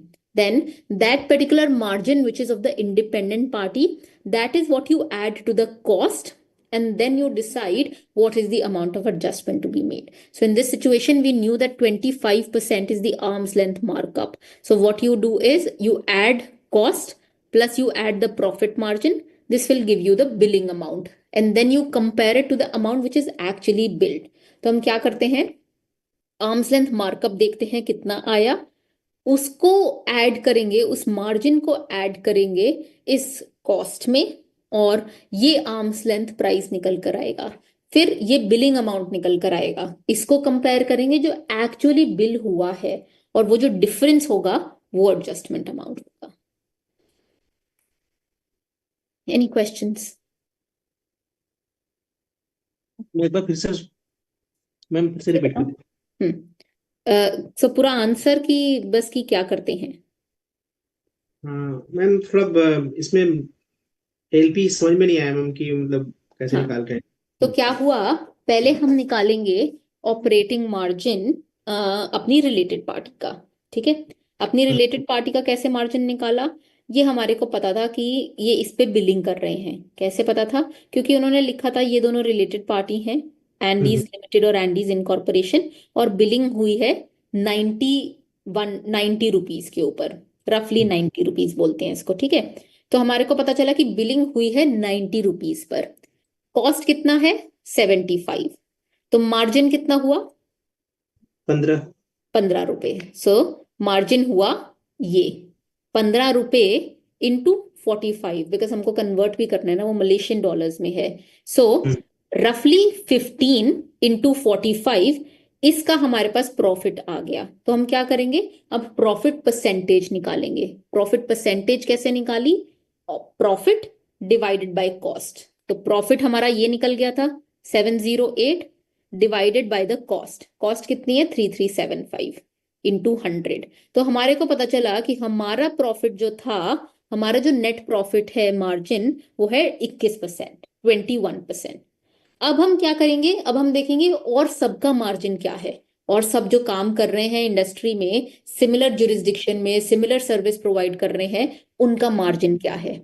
तो उनके margin के लिए हमारे को सारी information दी हुई थी कि उनकी कॉस्ट 600 है, उनकी डायरेक्ट इनडायरेक्ट कॉस्ट 600 है, और उनके ऑपरेटिंग प्रॉफिट 200 है। तो हमने क्या करा, बहुत इजीली उनका ऑपरेटिंग मार्जिन कैलकुलेट कर लिया, that this is the total cost, this is the operating profit. तो परसेंटेज में कितना हुआ, 200 प्रॉफिट डिवाइडेड बाय 800 इंटू 100, तो हमको पता चला कि उनका 25% है। मतलब हम मार्जिन जो अर्न कर रहे हैं फ्रॉम कर दिस रहे ट्रांजैक्शन, हम 21% कर रहे हैं, बट और सारे लोग 25% कर रहे हैं। मतलब हम कुछ ना कुछ गड़बड़ कर रहे हैं, कुछ मिस प्राइसिंग हम कर रहे हैं। तो ऑब्वियसली हमारे ऊपर एडजस्टमेंट लगनी चाहिए। इतना हैं। समझ आ गया। जी। अब पॉइंट है कि कितनी एडजस्टमेंट लगनी चाहिए, राइट। तो हमने क्या करा, अपनी बिलिंग, अपनी कॉस्ट देखी कि हम कितने पे प्रोवाइड कर रहे हैं सर्विस। वेल, हम 75 पे प्रोवाइड कर रहे थे, 75 पे हम सर्विस प्रोवाइड कर रहे थे। अब ऑब्वियसली सर्विस प्रोवाइड करने में इसके ऊपर एक मार्जिन तो लगना था। अगर हम आर्म्स लेंथ पे खेलते, अगर हम आर्म्स लेंथ पे होते, तो हम 25% मार्जिन ऐड करते। So it should be 3375 plus 25% पे 843 आया। सो टोटल हमारे को 4218 होना चाहिए था। 4218 इज एग्जैक्टली जो हमारे को लोगों को बिल करना चाहिए था। बट हम कितना बिल कर रहे हैं। मैम जो ऐड किया हमने वो कैसे किया अभी तो, मतलब ऐड पे मैम ये जो आर्म्स, हाँ, जो ऐड हम्म किया मैम ये किया। ऐड, अगर हम 21% ऐड करते तो गलत होता ना, बिकॉज 21% तो हम कर रहे हैं। हम ऐड क्या करेंगे, मार्जिन ऐड करेंगे। 25% ऐड कर दिया, हाँ ठीक है ठीक है ठीक है। हाँ, तो 25% इसलिए करा क्योंकि और सब भी 25% कर रहे थे, तो हमारे को भी 25% करना चाहिए। अगर हम 25% करते हैं, तो हमारे को आर्म्स लेंथ, हमारी प्राइस इतनी होनी चाहिए, हम इतनी की बिलिंग हमारे को करनी चाहिए। बट हम कितनी कर रहे हैं, हम कर रहे हैं इतनी। हम्म। हमारे को ज्यादा करनी चाहिए थी, हमारे को 4218 करनी चाहिए थी। बट हम कितनी कर रहे हैं, इतनी कर रहे हैं। ये प्रॉब्लम आई है। तो इनका difference multiply it by 50,000 man hours, वो आ जाएगा 67,50,000 रुपीज। इतने की एडजस्टमेंट लगेगी, क्योंकि जो आप बिलिंग कर रहे हो वो हम्म। एक्चुअली कम है, वो 4083 है। बट आपको करनी कितनी चाहिए, वेल 25% के हिसाब से आपको बिलिंग करनी चाहिए, जो होगी 4218। तो ऑब्वियसली बीच का डिफरेंस है ना, तो एडजस्टमेंट लगेगी। ओके। एनीवन एल्स जिसको समझ नहीं आया, कोई और जिसको नहीं समझ आया। Okay, so the next method that we have is very very easy. सारे डिफिकल्ट मेथड्स खत्म हो गए हैं। I will take 5 minutes, 5 to 10 minutes actually, and I will discuss the profit split method and the other method, and then we will take a break, and then we will come back and discuss other concepts out there. But what is the profit split method? इसमें profit split होता है। When I से profit split होता है, मतलब profit दो entities के बीच में बंटता है। तो कभी कभी transactions happen that these transactions are very very interrelated to each other, that you cannot segregate them on a basis that ways. So let's say in TNMM method, if you see, there is that entire business going on, but were you not able to compute the profit of that just single transaction of IT support service? You were able to, we were able to segregate that particular transaction. So we use TNMM method in that particular transaction. Meaning to say that there are so many times TNMM में हमने एक transaction which is software development service की, वो पूरे business से अलग कर दी थी, तो हम TNMM यूज कर पाए। बट कभी कभी ट्रांजैक्शंस इतनी ज्यादा एक साथ होती हैं, इतनी ज्यादा इंटर रिलेटेड होती हैं, that we can not evaluate them on an individual basis. हम ऐसे सेग्रीगेट नहीं कर सकते, and that is where we have something called as the profit split method. So what we do is we calculate the profit of the entire business, and then we split it between different enterprises on some method out there, on some some formula out there that is basically called as the profit split method. I'll give you examples, then it'll become better. Let's say that there are two associated entities. These two associated entities, they wanted to invest in the company, they wanted to invest in the market, and they wanted to come out with a new medication out there. So two associated entities, and they want to come up with a medication. They want to introduce a new medicine in the market. So they say that मिला के हम दोनों invest करते हैं $500 million. Now they basically say that there is one R&D company and one is another kind of company. The R&D company that invested $375 million, and the rest was invested by the other company. Now, because the kind of investment that they made, now the thing was, when they get future profits, how should they divide the profits? So what they did was they wanted to come up with a new medication. Now what they did was, one entity was doing the R&D, एक entity ने R&D करा और दूसरे entity ने और सारा काम करा. Now they invested $500 million. So now the question was, the profits आएंगे future में, how should they divide the profits? So they decided that we'll divide it on the basis of the investment. So one company invested $375. They said that this is 75%. And the other company invested the rest. They said this is 25%. So जो भी future profit आएगा going forward, हम इसी basis के ऊपर divide कर लेंगे. So that is the concept of profit split method. How will you split the profit that will happen in the future from a particular transaction? That is what is coming from this particular method. Let's take another example, and then I will take questions. Let's say that there is a manufacturer and it owns a brand and it sells the products to affiliate in another country, and they actually sell it to third-party customers. So there is one company here. ये वाली company manufacturing करती है, okay? और brand जो brand name है वो भी इसी का ही brand name है. उसके बाद ये अपनी एसोसिएटेड एंटिटी को दूसरी कंट्री में प्रोडक्ट्स सेल कर देती है, और वो कंपनी जो है वो दूसरों को, थर्ड पार्टी कस्टमर्स को आगे डिस्ट्रीब्यूट करती है प्रोडक्ट. नाउ ये जो अफिलिएट है, इसने भी मनी इन्वेस्ट करा, ये जो एसोसिएटेड एंटिटी है जो डिस्ट्रीब्यूट करती है, और वो बोलती है कि जो कस्टमर बेस बनाया है एंड द मार्केट बनाई है, that is my work. I have made that particular customer base, and I have developed the market in this particular country altogether. So now how will profits be divided? They are trying to say that just because the first entity did all the manufacturing, it's not as if 100% of the profits should actually go to the first entity. Profits should be split between these two. Profits should be divided between these two. How? Some profits will go to the manufacturing company. Some profits will go to the distribution company. Why to the distribution company? Well, that is because the distribution company had all the customer database and they were doing everything to develop the market out there. So this is the reason.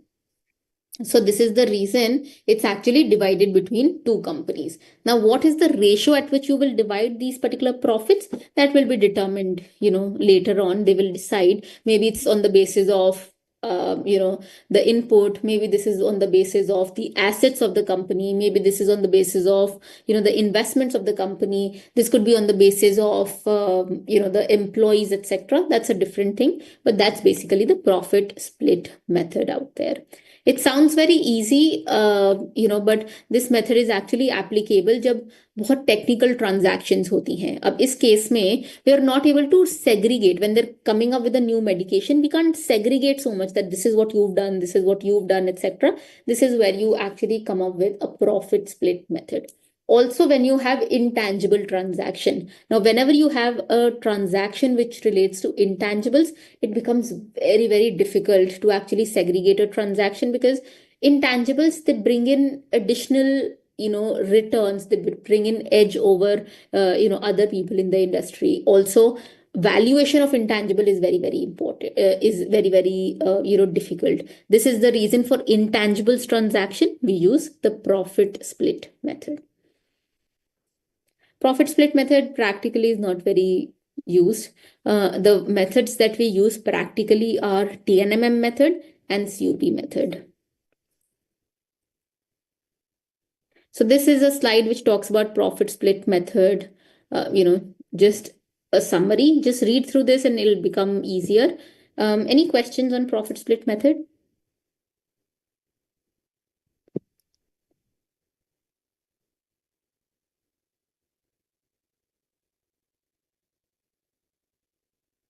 Okay. Now the किसको favourable होता है ma'am? sorry, profit split method किसको favourable होता है? कौन apply? intangible transactions को. Okay, जब भी ट्रांजैक्शंस कोई होंगे जिसमें इंटेंजिबल्स होंगे तब प्रॉफिट स्प्लिट मेथड लगेगा. मैं एक टीएनएमएम में क्वेश्चन था कि प्रॉफिट लेवल इंडिकेटर कैसे फाइंड करेंगे मैम? वो दिया रहेगा क्वेश्चन में या फिर हमें निकालना होगा? कौन सा प्रॉफिट लेवल इंडिकेटर? ये वाला हमने इधर कैलकुलेट करा ना, प्रॉफिट लेवल इंडिकेटर 21%, 25%. ये हमें मतलब फाइंड करना होगा क्वेश्चन में मैम, ये प्रोवाइडेड होगा?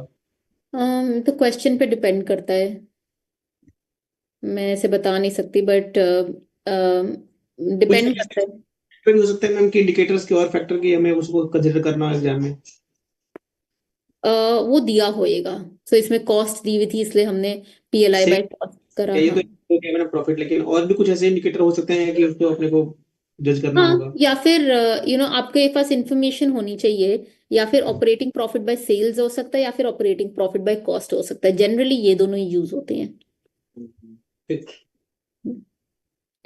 Last method that we have for today is called as the other method, and I'd just like to mention that this method is not available for in the OECD transfer pricing guidelines. Ye method is available in the Indian transfer pricing guidelines, and it is also referred to as the sixth method in transfer pricing.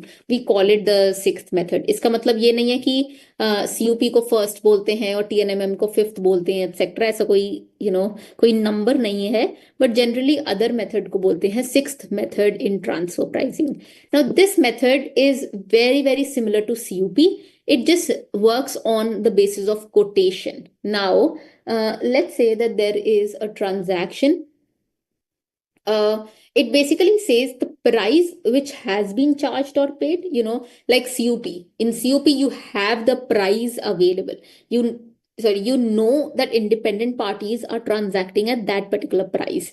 But in other method, the only difference is that you don't know the method, you don't know the price, but you presume that, if independent parties had transacted, they would have transacted at this particular price. That is called as the other method. Saying that again, other method में हम ये presume करते हैं कि अगर independent parties ने transact करा होता तो उन्होंने इस प्राइस के ऊपर ट्रांजैक्ट करा होता. That is basically called as the other method. हम वो वाला डॉक्यूमेंट यूज करते हैं. उस डॉक्यूमेंट को आप बोल सकते हो थर्ड पार्टी कोटेशन, कि अगर इंडिपेंडेंट पार्टी कोटेशन देती है कि अगर हमारे को ट्रांजैक्ट करना हुआ इस ट्रांजैक्शन पे तो हम इस अमाउंट पे ट्रांजैक्ट करेंगे. If it's a valid document, आप वो यूज करके अदर मेथड से जस्टिफाई कर सकते हो.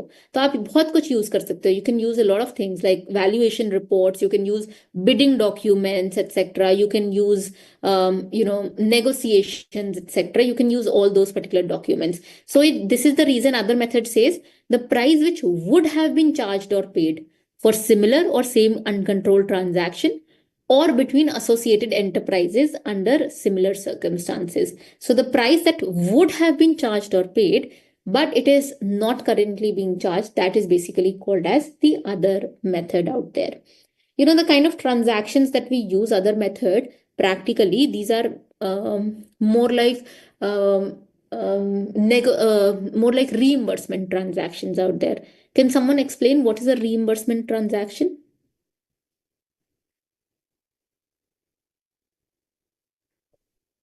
Okay, what is a reimbursement transaction? Ma'am, actual expenses incurred by associate enterprise or some subsidiaries and same is reimbursed by the headquarter or the rest. Yes, exactly. So let's take an example.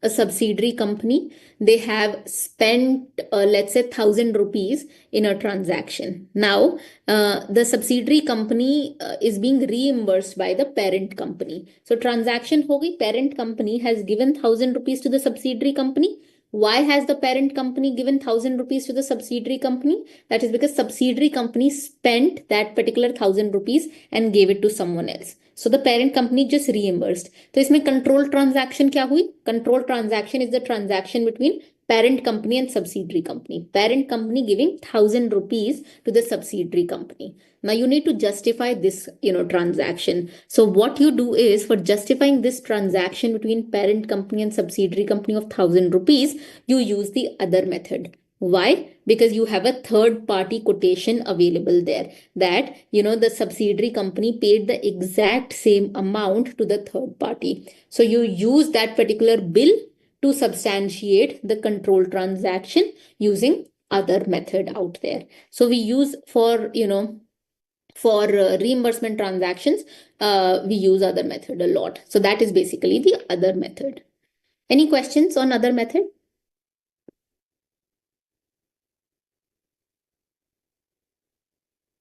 Okay. Any other question on any other methods?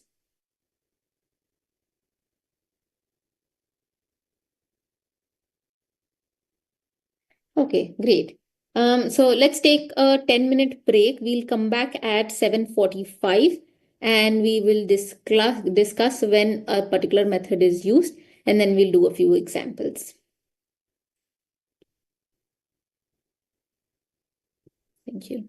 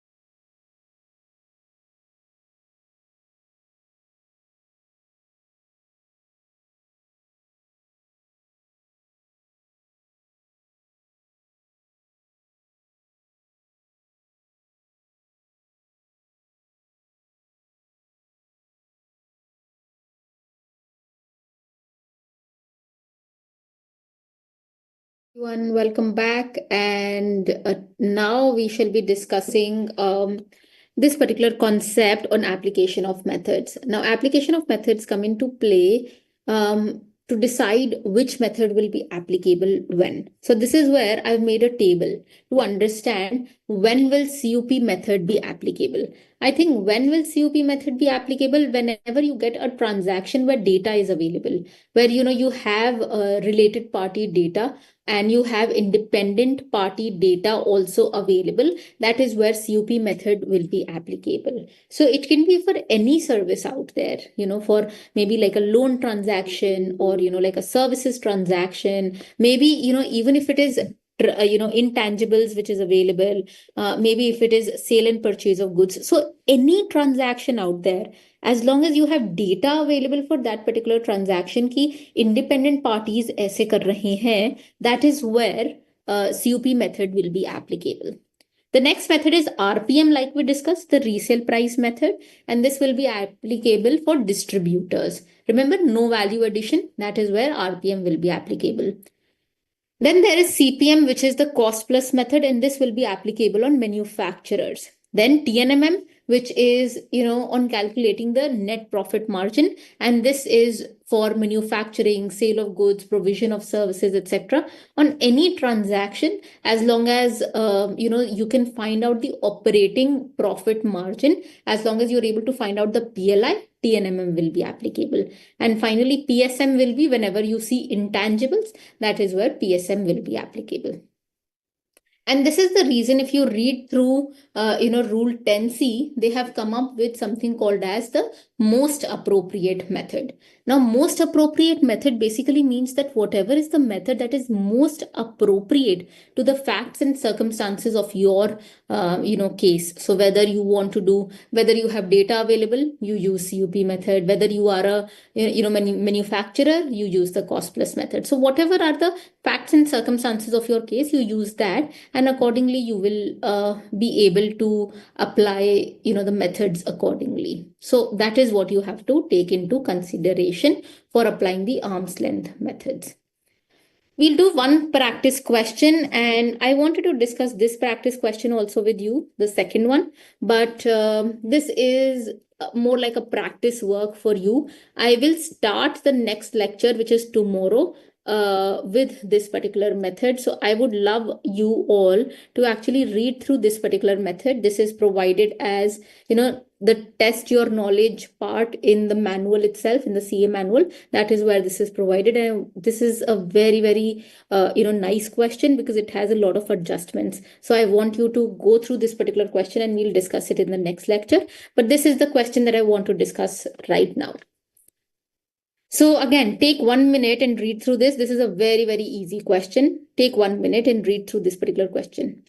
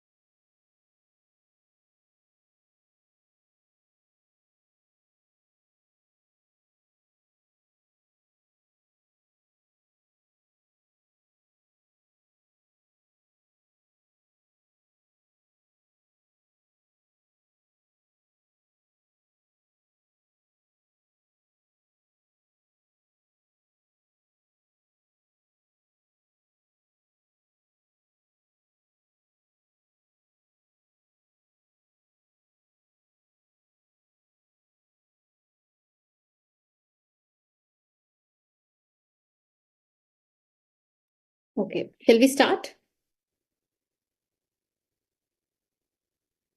Okay, so in this question, there is some I Limited. This is an Indian company, and it actually supplied billets to its holding company, which is U Limited of UK during the previous year. I Limited also supplied the same product to another UK company, which is, let's say, V Limited, which is unrelated entity. This is the transaction with U Limited. This is at 500 euros, which is FOB price. And the transaction with V Limited is priced at 700 euros, which is, cost insurance freight price, which is the CIF price. Insurance and freight amounts to 200 euros, and compute the arm's length price for the transaction with U Limited. Now, which method do you think will be applicable here?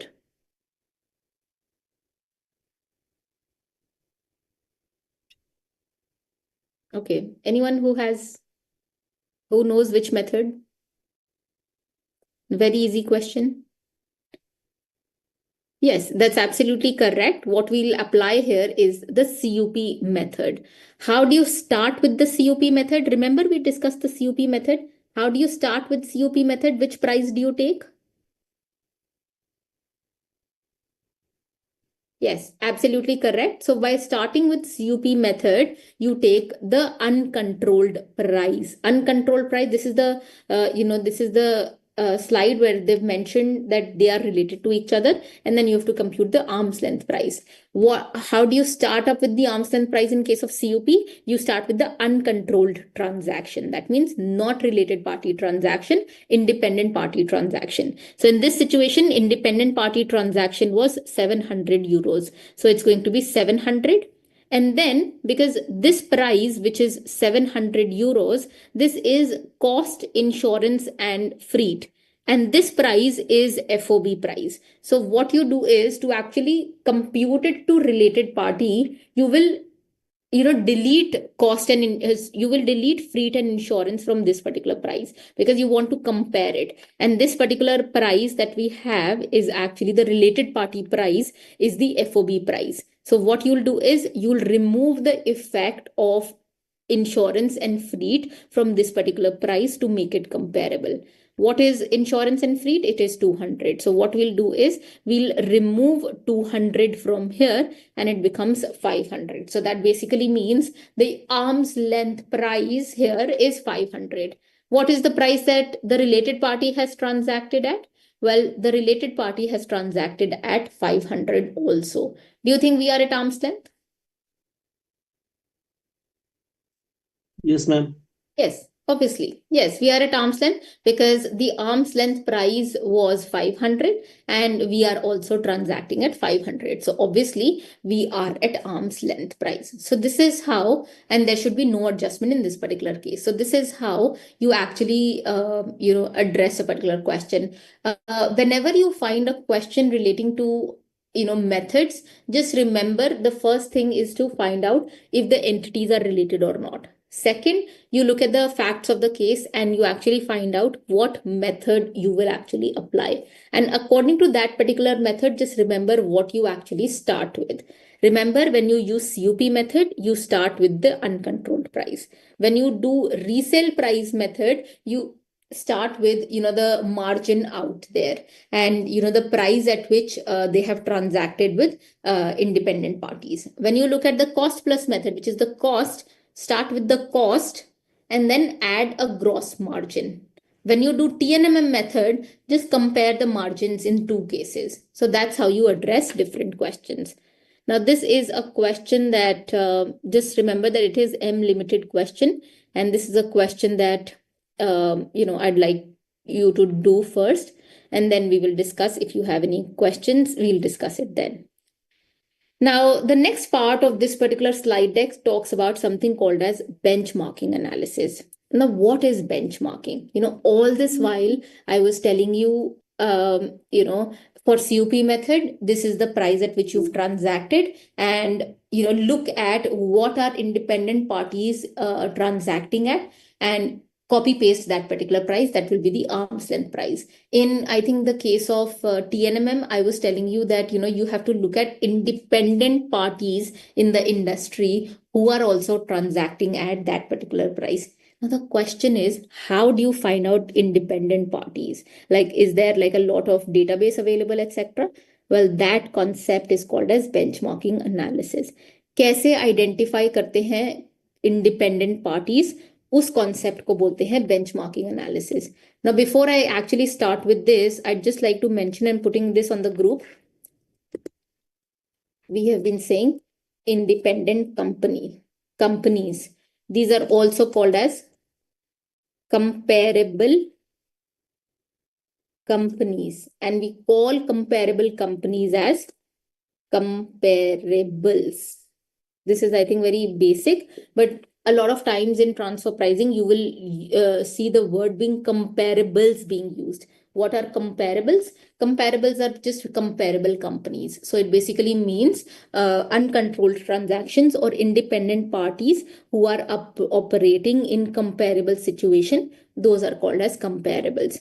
So what is the benchmarking analysis all about? It's all about finding out comparable companies out there. So how do you find out comparable companies, and why do you find out comparable companies? Well, to substantiate that the tested parties international transaction is at ALPs. What is the meaning of tested parties international transaction? Well, you remember I was telling you that we calculate the margin of the tested party. So that margin is at ALP. How will you substantiate that? By also finding out other comparables in the industry who are also transacting at the same price or the same profit margin. That is how you conduct benchmarking analysis.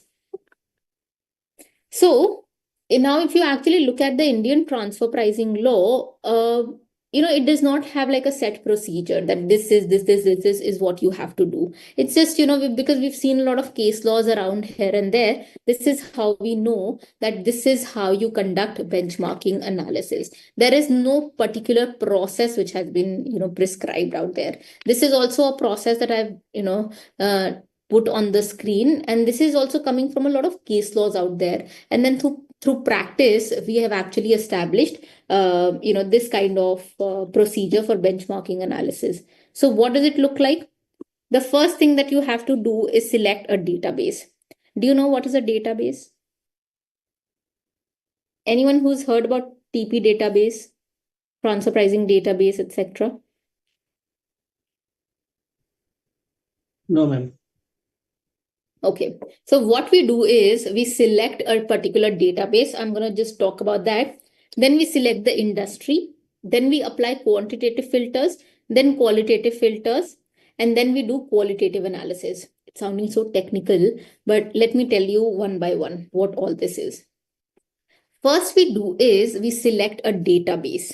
A database is like a place, like a software where so many information on all of the companies around is actually provided. So, you will see like there are these transfer pricing databases out there. These are softwares and they will have information on, let's say, 35,000 companies out there. So whatever information, you want, will be provided there. What is the sale figure of these 35,000 companies for the financial year 24-25? What was the expenses of these particular companies, 35,000 companies for the financial year, let's say 2000, 2001, 2002, 2003, all the information, the financial information will be provided on these particular databases. So remember, I was actually telling you that you have to find out independent parties in the industry who are also undertaking those transactions. For that, what you do is you open that particular database. First, you have to purchase these databases, and then you have to open that particular database so as to see what are the companies, and then you have to filter down those particular companies. So let's say when I opened the database, I saw 35,000 companies. Now, obviously, I can't compare my profit margin, let's say of 15% to other 35,000 companies. So I will have to filter down these particular companies and then compare it with maybe 1, 2, 3, etc., but not more than a lot, basically. So that is how we filter the companies. But there are a lot of databases which are actually provided, and they all have their own advantages and disadvantages. A lot of databases are available out there. But my question is, how do these databases have information on so many companies, and that information is also like all the balance sheet information and all the financial and non-financial information? Where do you think these databases get information from? And they have all companies, like listed companies, private limited companies, etc. So where do they get information from? filings of companies on the stock exchanges? Yes, that's absolutely correct.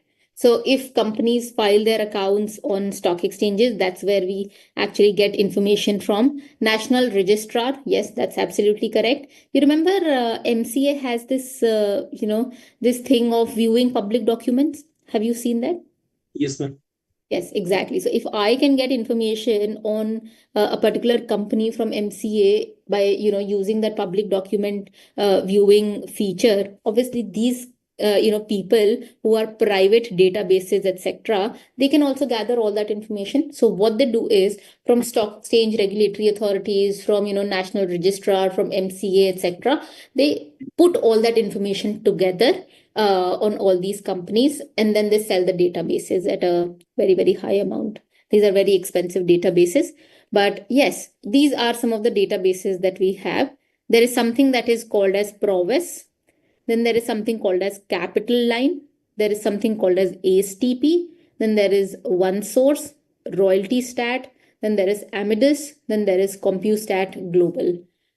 You don't have to, I don't think it's provided in the manual, but I don't think you have to necessarily, just remember all these databases, but you should know.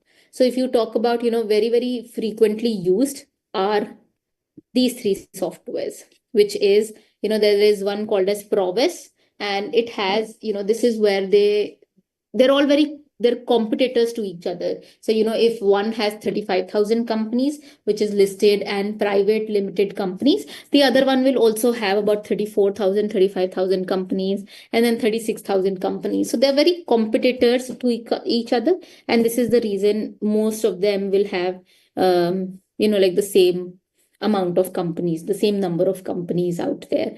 The thing is that when it comes to Provis, you can use any software that you want. That's absolutely onto you. Whichever software you've actually purchased, you will get that particular software. So there is one called as Provis. Then there is Capital Line. Then there is ACE TP. These are the three softwares that are most widely used in India. Remember, I was telling you about finding out the margin of USA company and comparing it with USA companies? Remember? In the discussion around tested party. Yes, yes, exactly. So I have some answers on the chat box which say yes. So yes, I was telling you that you can compare it with USA companies also. Now, if you actually look at Provis, Capital Line, and ASTP, these are Indian softwares. They don't have, information on USA companies out there. But there is a database called as OneSource. Now, if you purchase OneSource database, you will have access to all the USA companies, because OneSource is like an international software. It has all the information relating to US companies. Now, if you select the option European region, it will give you all the information on EU companies out there. So that is what we use for international searches, etc. Then there is something called as royalty stat. Royalty stat is something, if you want to justify a royalty transaction. Let's say that my Indian entity has undertaken a transaction with a USA entity. My Indian entity is paying royalty to the USA entity. Now, I want to substantiate that this is at arm's length. What will I do is I will look at the royalty stat databases, and that will give me agreements of other independent parties also who have earned similar amount of royalty. So royalty stat database is very, very specific to royalty transactions. And these are other softwares that are there, very similar to Provis and Capital Line, etc. So all these software providers are private databases. These are just private companies who are providing all this particular information. But for conducting transfer pricing analysis, we'll have to use these softwares out there. So what I've done is I've just to explain things better to you guys. Sorry, any questions here?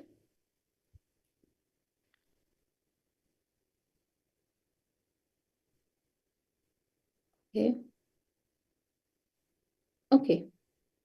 So, great. So this is one of the softwares, and I've just taken a screenshot while conducting a search on this particular software. This is the Prowess software, and this is how the welcome screen for Prowess software looks like. So when you enter the software, this is what it actually looks like. If you look at this particular, uh, on the left hand side, you will see all industries. Then you see banking industry, investment industry, etc. All the industries will be provided. So what they're actually trying to do is, when I actually open this particular software, I have 35,000 companies out there. Now, obviously, I can't compare my margin to 35,000 companies. So I will have to filter down those companies. The first filter that I use is basically industry filter. So what I do is, I say that my client is in the banking services, it provides banking services, so I would like to compare it with independent parties who are also providing banking services. Why do you think we apply the industry filter?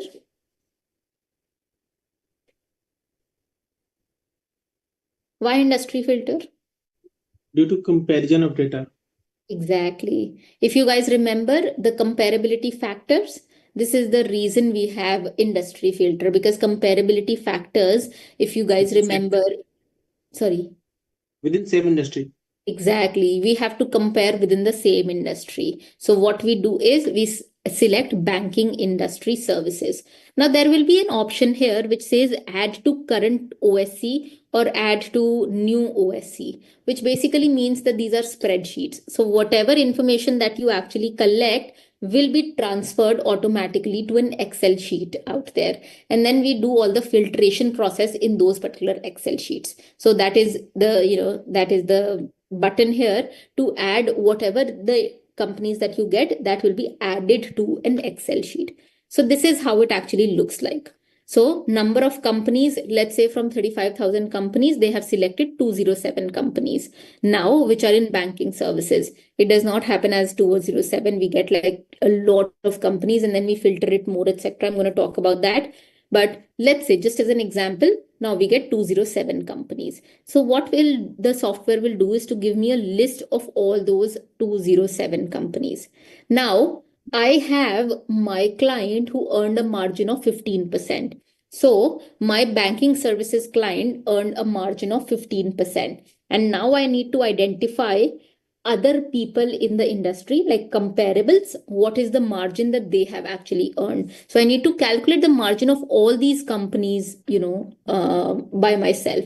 How do you think I'll calculate the margin? What information should I use for calculating the margin of these companies?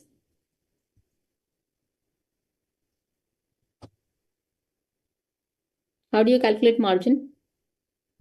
Banking company की margin निकाल के ma'am average कर देंगे. Exactly. So what we'll do is we would need the profit and loss account of this particular 207 companies. So I go to the software again and I said that it's fine, you've given me 207 companies, but I need a query by financial statement. I need their audited financial statements out there. So this is what I actually select. So on the next screen, it gives me what information do you need on audited financial statements. I say I need sales, I need expenses, etc. And then I will calculate the profit margin. So the software, what it does in the next screen, it gives me for all these 207 companies, it gives me, let's say for 3 years, I will talk to you about why I selected 3 years, but it gives me all the expenses. It gives me sales figure of, let's say, 1997 for all the companies. Then it gives me expenses of 1997. Then for 1998, it will give me sales figure. It will give me expenses figure of 1998. Then sales figure of 1999, and then expenses figure of 1999. And what I'll do is, now I will put this information, or I will extract this information in an Excel sheet. So now I will have an Excel sheet available, and in that particular Excel sheet I have the list of these 207 companies, and for 3 years I have all the data available for all these companies. Now the next step that I will do is to apply some more filters out there. So there will be two kind of filters that I will use in Excel sheet, and that filters are called as quantitative filters and qualitative filters. First, we'll discuss what are quantitative filters. So now, on those 207 companies that I've actually provided, I will put the first filter, which is I want sales greater than zero. Do you think what do you think will that filter do? So I will put in a filter in Excel. Like what we do is we put a formula in Excel. We select all the companies and we put in a filter sales greater than zero. Why do you think we'll put that filter? That's the first filter.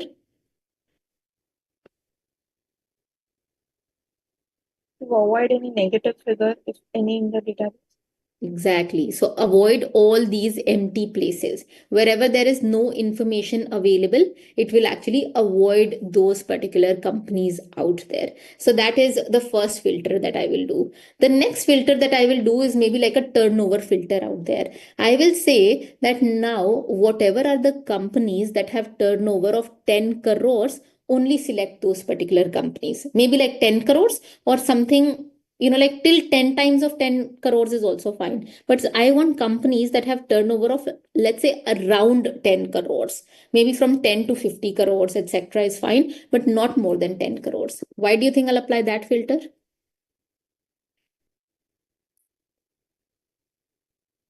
Lesser than 10 crores will, like it will display if, all the results if they are greater than zero.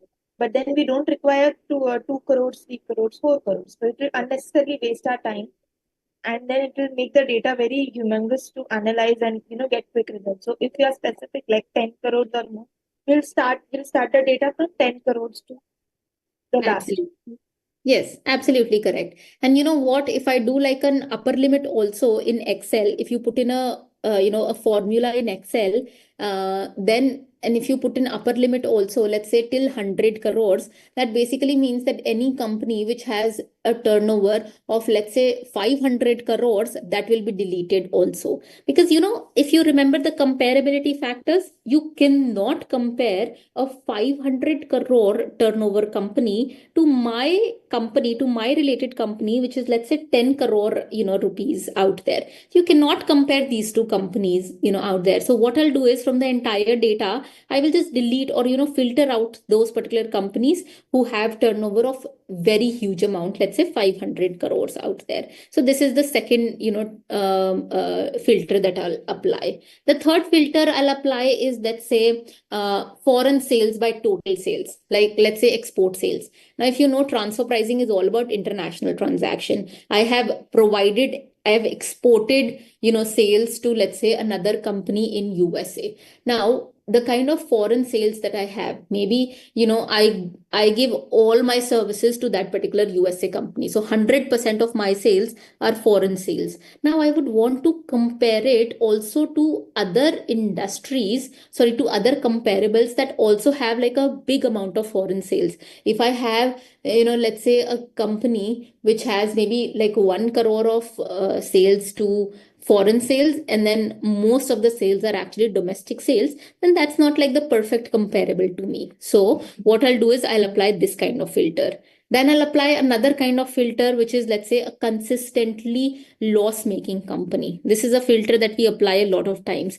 It basically means that, in those 3 years, if there is a company which has been consistently making loss, year one, it was making a loss, year two, maybe loss tha, year three, maybe loss tha, then delete those particular companies. Why? Because it's not matching my company. My company is like a profitable company. So don't compare it to a loss-making, company out there, like a consistently loss-making company.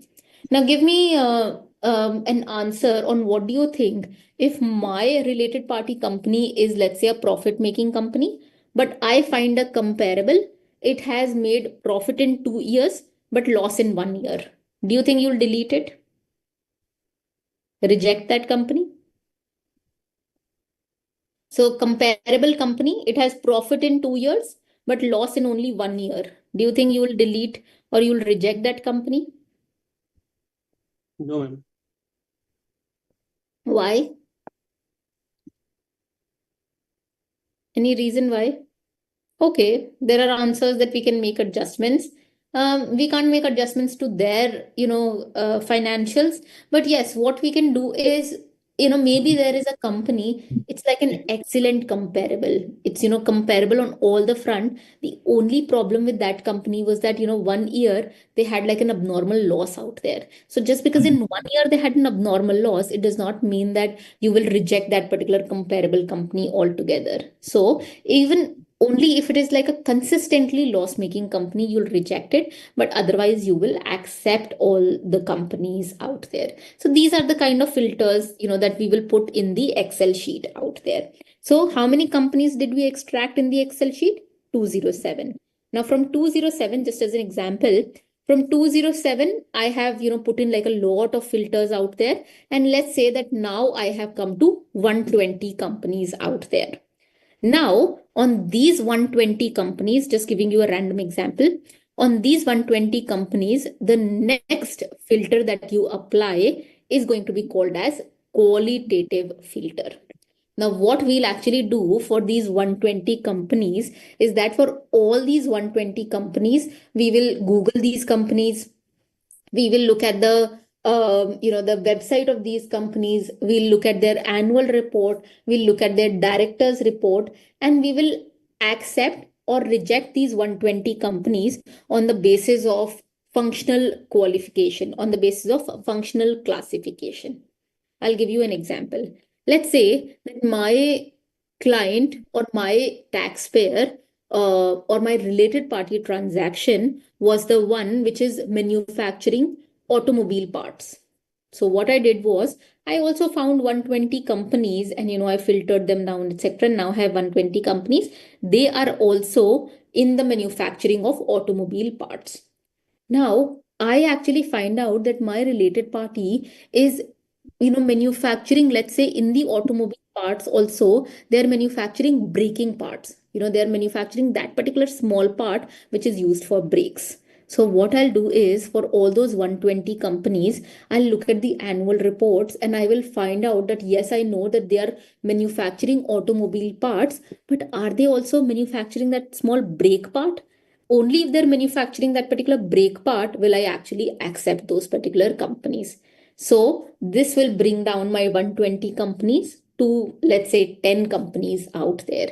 That is how you filter down from 35,000 companies to 10 companies. Remember, we are looking at very strict product comparability. The product has to be not just pen and pen, it has to be ball pen and ball pen. Now, those 120 companies were also manufacturing pens, but you have to filter them down more to see are they manufacturing ball pens or are they manufacturing ink pens out there, because you will compare a ball pen to a ball pen, etc. And you won't be able to find that information on the database. ये जो information है कि वो pen manufacture कर रहे हैं, ये database में मिल जाएगा, बट वो पेन में भी कौन सा टाइप का पेन मैन्युफैक्चर कर रहे हैं ये इंफॉर्मेशन डेटाबेस में नहीं मिलेगा. इसके लिए आपको एनुअल रिपोर्ट ही खोलनी पड़ेगी, आपको वेबसाइट देखनी पड़ेगी, या आपको कंपनीज को गूगल करना पड़ेगा एटसेट्रा, और देखने के लिए कि वो भी बॉल पॉइंट पेन कर रहे हैं या नहीं कर रहे. अब इतनी ज्यादा जब क्लासिफिकेशन होगी कि मैन्युफैक्चरिंग कर रहे हैं, कहीं डिस्ट्रीब्यूशन तो नहीं कर रहे हैं एटसेट्रा, इतना सारा अगर क्लासिफिकेशन होगा, the 120 companies will come down to let's say 10 companies out there. Yeah. So we have 10 companies now on with us, and we need to compare our margin जो 15% था हमारे को 10 कंपनीज के मार्जिन से कंपेयर करना है. So now what we'll do is for all those 10 companies we will get their financial statements and we will calculate their margin. So जो margin हमने रिलेटेड पार्टी के लिए जैसे कैलकुलेट करा था वैसे ही हम इंडिपेंडेंट पार्टीज, वो जो 10 पार्टीज आई हैं उनके लिए हम सबके लिए मैनुअल एक्सरसाइज करेंगे और ये मार्जिन कैलकुलेट करेंगे. इतना कॉन्सेप्ट समझ आया? जी मैम. मैम पूछना है कि जैसे आपने बताया कि ऐसे सॉफ्टवेयर हैं जो मुझे डेटाबेस प्रोवाइड करने में हेल्प करती हैं, ऐसे कुछ फर्म भी है मैम जो टीपी के लिए स्पेशली काम करती हैं? टीपी के लिए बहुत सारी फर्म्स हैं और उन सब फर्म्स के पास डेटाबेस होता है, सबने खरीदा होता है, प्रोवेस, कैपिटल लाइन. कोई अच्छे मतलब ऐसे फर्म का नाम बता सकती हैं क्या? ऐसे तो नहीं, बट हम बात कर सकते हैं बाद में, बट ऐसे नहीं बता सकती. But let's wait for the class to end. Let's wait for this lecture to end, and then I will, just let you know. Okay? Okay. Okay. Any question? Any other question, guys?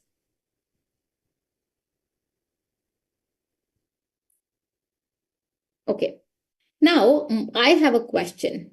Now, my question is, why do you think that for those 10 companies, what I'll do is year one, I will calculate the margin sub 10 companies ka. Year two, I will calculate the margin 10 companies का. Year three, I will calculate the margin 10 companies का. तो हम 3 साल के लिए क्यों कर रहे हैं? 1 साल काफी नहीं था क्या? Why are we doing this exercise for 3 years? Was 1 year not sufficient for this? Consistency. Okay, there is an answer on the group. It says consistency reasons. Any other reason? Why are we using multiple year data and not only just current year data? जिस year में transaction हुई हो, why are we not using that particular data? Yes. Without any negative numbers or very different, unreasonable kind of numbers or abnormal numbers to be. Yes, you got it right. So that is because, if we use current year data could be a little distorted. Maybe, there was an economic problem, maybe there was some market condition because of which this particular company has always been, like a profitable company. But in the current year, it actually incurred a loss. Now, we did not delete this particular company. We did not reject this company. एक company जिसने दो इतने सालों से profit कमाया और current year में उसका लॉस आ गया, हमने रिजेक्ट नहीं करी वो कंपनी, बिकॉज उसकी कंपेरेबिलिटी बहुत अच्छी थी. वो भी ब्रेक पार्ट ही मैन्युफैक्चर कर रही थी, वो भी मैन्युफैक्चर ही कर रही थी, वो भी सेम स्टेट में कर रही थी, सेम जुरिस्डिक्शन में कर रही थी, तो हमने डिलीट नहीं करी उस कंपनी को. बट उसका करंट ईयर डेटा खराब था बिकॉज वो affected था economic conditions से. It was distorted, and because of market conditions, it was abnormal. It was not the reality of that particular company, and that's the reason we did not delete that particular company. So this is the reason we just don't take the current year data, because it could be distorted and there could be so many differences. This is the reason CBDT, it came up with a notification in 2015, and they amended Rule 10B4. And they basically said that where you're using RPM, TNMM and CPM, अगर आप ये 3 method use कर रहे हो, TNMM, RPM and CPM, then you can use multiple year data. तो आप क्या कर सकते हो? 3 साल का डेटा ले सकते हो. अगर आप RPM कर रहे हो, if you're using RPM, if you're resale price method, if you're using transactional net margin method, or if you're using the cost plus method, then what you can do is you can use multiple year data. But the question is, how do I use multiple year data? Well, what will I actually do now is to weighted average these 3 years. So for company 1, 3 साल का margin available है, I will use a weighted average margin. Company 2, 3 years I have profit margin available, I will use a weighted average. I will do like a weighted average of these 3 margins and I'll put it here. Company 3, I have 3 years data available, I will use the weighted margin. So for all those 10 companies that I finally selected, I will have the weighted average margin of these 10 companies out there. So that is what is multiple year data. There was a time before 2015, we used to not have multiple year data. It used to be only current year data, and the results were not, the best, because they were affected, they were distorted, they were abnormal. But now in 2015, they said that multiple year data can be used, but only for these 3, methods. So now we use multiple year data.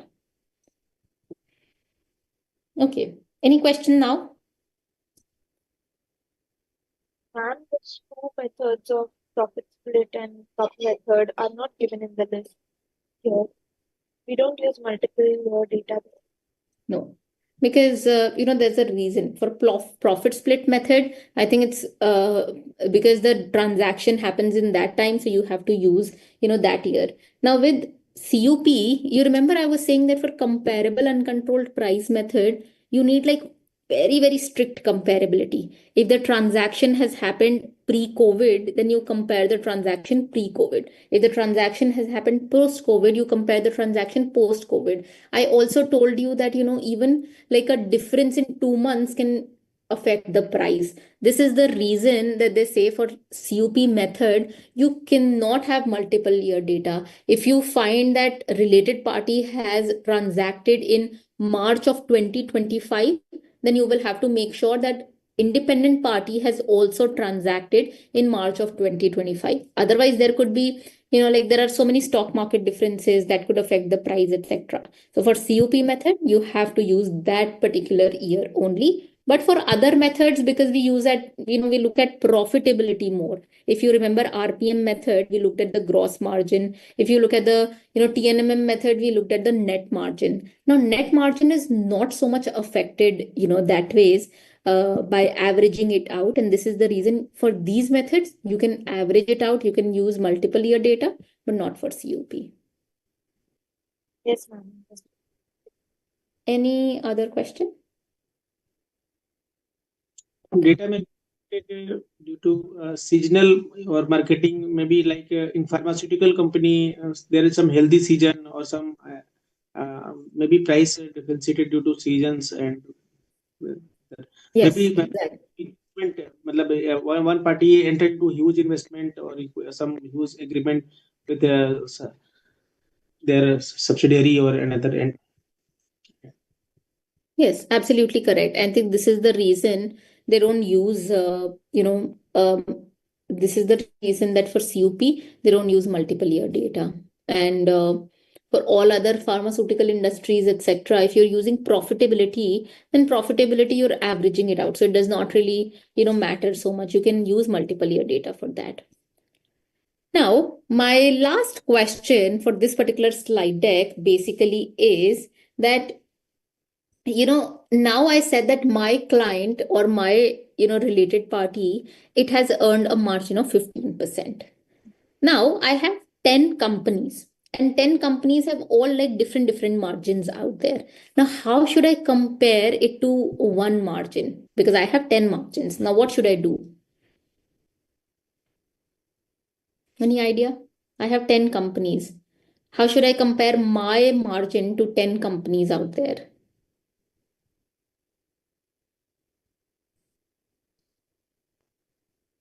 Okay. हम जो comparability वाले अपने factors बताए थे उसको हम comparison करके देखेंगे, जो ज्यादा लग रहा है कंपेरेटिव ज्यादा है उसको हम कंसीडर करेंगे। वो तो already I think filter out हो गया होगा। आई थिंक बहुत इजी चीज करेंगे, हम यूज करेंगे अरिथमेटिक मीन।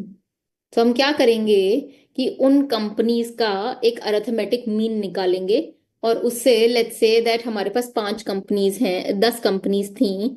अभी मैं इसको करेक्ट करूंगी बिकॉज एक अमेंडमेंट आ गई है। पर let's say we have 10 companies, what we'll do is we'll just use arithmetic mean. We'll calculate the arithmetic mean of the margin of those 10 companies. We'll get 1 percentage, let's say we got let's say 11%. So that basically means that we are at arm's length. We have earned 15% and they have earned 11%. That basically means that this is at arm's length. So what we'll do is for those 10 companies, we will use an arithmetic mean. But in Finance Act of 2014, they said that no, arithmetic mean is not the best standard and we will use something called as the range concept. We started now using something called as the interquartile range. They said that no, we'll not use the arithmetic mean out there. So why do you think they said no to arithmetic mean? Arithmetic mean को मना क्यों करा? arithmetic mean हटा क्यों दिया? क्या problem थी arithmetic mean से? Arithmetic mean is easily influenced by outliers. Like suppose there's 15, 20, and then 40%. The mean will be not reflecting the the number which we actually will use in our data. It will be a very random, distorted figure. So this will affect the calculation. Exactly. You're absolutely correct. So what was happening with arithmetic mean was, let's say वो 10 companies हैं, पहली company का margin था 2%, दूसरी company का margin था 5%, तीसरी company का मार्जिन था let's say 12%, then there also companies उनका मार्जिन था 50%, then there was a company जिसका मार्जिन था 45%। जब मैंने उन सबका अरिथमेटिक मीन करा, when I use the arithmetic mean for all, I got an answer which is 25%. Now, 25% arithmetic mean does not reflect the company which has earned 2%, and 25% of margin does not even, correctly reflect the company that has earned 45 to 50%.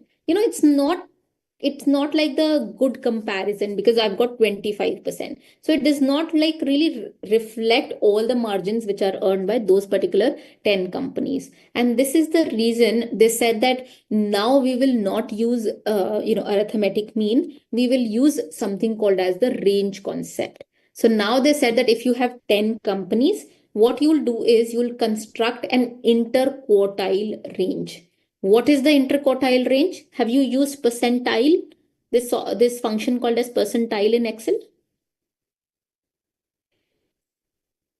Okay.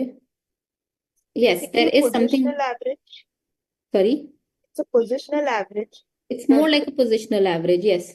It's more like, percentile out there. Yes. So what we'll do is, again, we can use Excel or we can do this manually also. So what we'll do is, for all those 10 companies, we'll come out with something called as a 35th percentile, and we'll come up with a 65th percentile. We'll calculate 35th percentile and we'll calculate 65th percentile. And we'll say that if, if the companies fall within, if your related party company ka margin, it falls within this particular range, then you are at arm's length. So let's say that for those 10 companies, I calculated the 35th percentile. 35th percentile was, let's say, 5%. And 65th percentile was, I'm putting it on the chat box. So 35th percentile was 5%. 65th percentile was, let's say, 17% out there. My related party margin is 15%. Do you think I'm at arm's length? So range is 5 to 17 and I am at 15%. So obviously, because I'm falling in the range, they basically say that I am at arm's length out there. So this is what they've actually introduced. The percentile that we have in India is 35th to 65th percentile out there. But the percentile that they have in OECD is 25th to 75th percentile. 25th to 75th percentile. I'm putting it on the group. This is what we basically have in the OECD. But in India, we have 35th to 65th percentile. What you can do is you can go to Excel. You can, just use Excel sheet. Or what I'll do is I'll put in an example in the next, or actually, if you just allow me 1 minute, I'll put in an example here only for you to understand. So what we do is we arrange all the margins of different companies, and then you go to Excel, you type percentile 35th, it will give you a number of 5%, or then you add, the 65th percentile, it will give you another range. So if your, margin falls within that particular range, you are at arm's length. Now, it is very important, just listen to me. When they came up with this particular amendment, but before that, any questions? Okay, No. any questions on the percentile, on the range concept? Ma'am, since my ALP percentage does not fall within the 5% to 70%, then what should be done? Arm's length adjustment. That means you're not at ALP. Like it's 18%. Then you're not at ALP. Oh, so if it is, let's say that, my client, my comparable margin is, let's say, 5 to 17%, but I am earning 18%. Do you think I'm at arm's length? Was that your question? Yes, that is my question. Yes. Okay. What do you think? Anyone who has an answer here? Range is 5 to 17, but my related party transaction is at 18.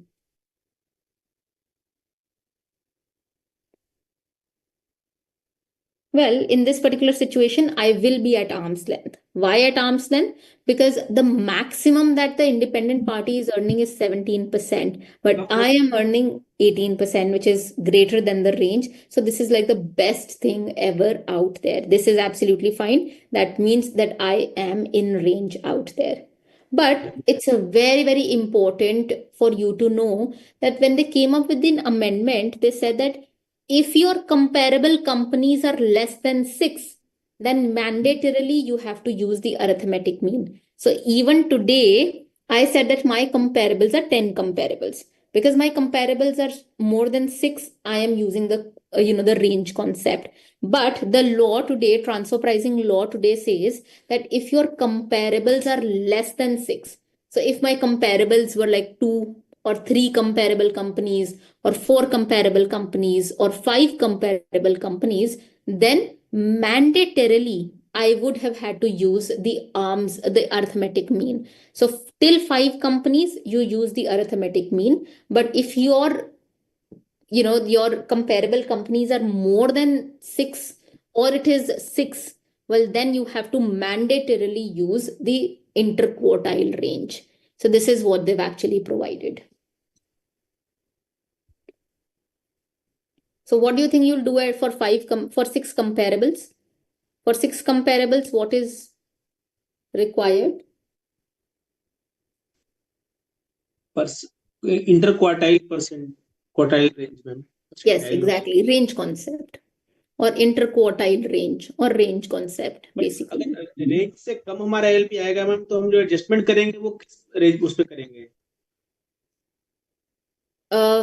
50th percentile के ऊपर आप calculate करोगे 50th percentile और उसके accordingly आप calculate करोगे adjustment. मतलब आप नहीं TPO, but yes. Okay, so this is where I've just mentioned that when will the range concept be applicable? Whenever these methods are there, but then the data that you've collected is six or more than six, then it is where you will apply the range concept out there. Let me see if I can just give you a perspective on how the range concept is applied.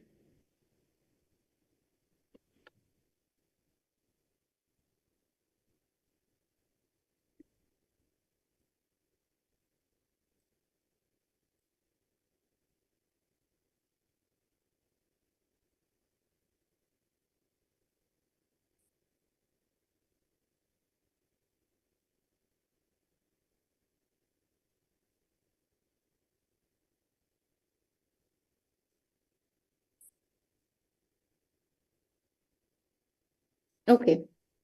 Let me just share.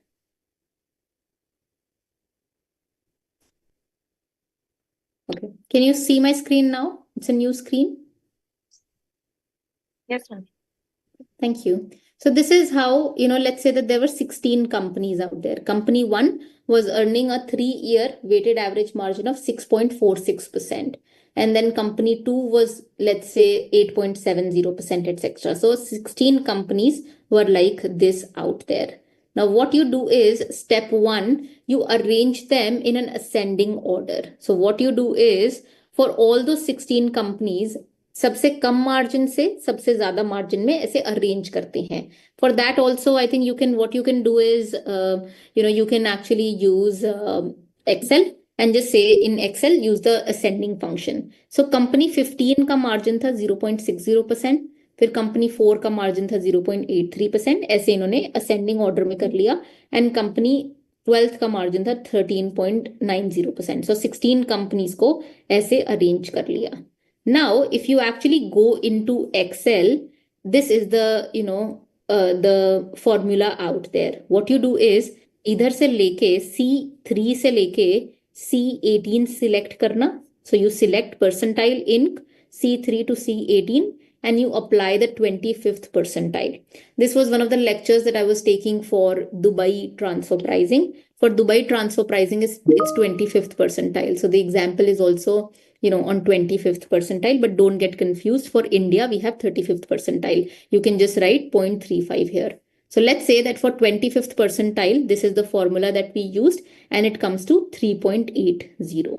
So, it's going to be 3.80. And for 75th percentile, again, you select all the values and it will give you the 75th percentile as 8.45%. That basically means that, for these 16 companies, the range is 3.80 to 8.45. Now, if you have the margin, let's say 5%, you are within the range, you are at arm's length price. If you have the margin, let's say 9%, do you think you are at arm's length price? 9%? Much above. Yes, exactly. Yes, if I have something much above the range, I'm again at arm's length price. But if I have the margin at 2%, well, then I am not at arm's length price. So the question is, how much adjustment will be made? Well, the adjustment that will be made is from 5.39%. So I have earned 2%. I will look at the mid value, which is the 50th percentile, which is also called as the median. So what is the median? 5.39. So what the officers will do, they will say that you have earned 2, but you should have earned 5.39. So they'll do the difference as the arm's length adjustment out there, the transfer pricing adjustment. So this is, what they will actually do. Yeah. Any question on this?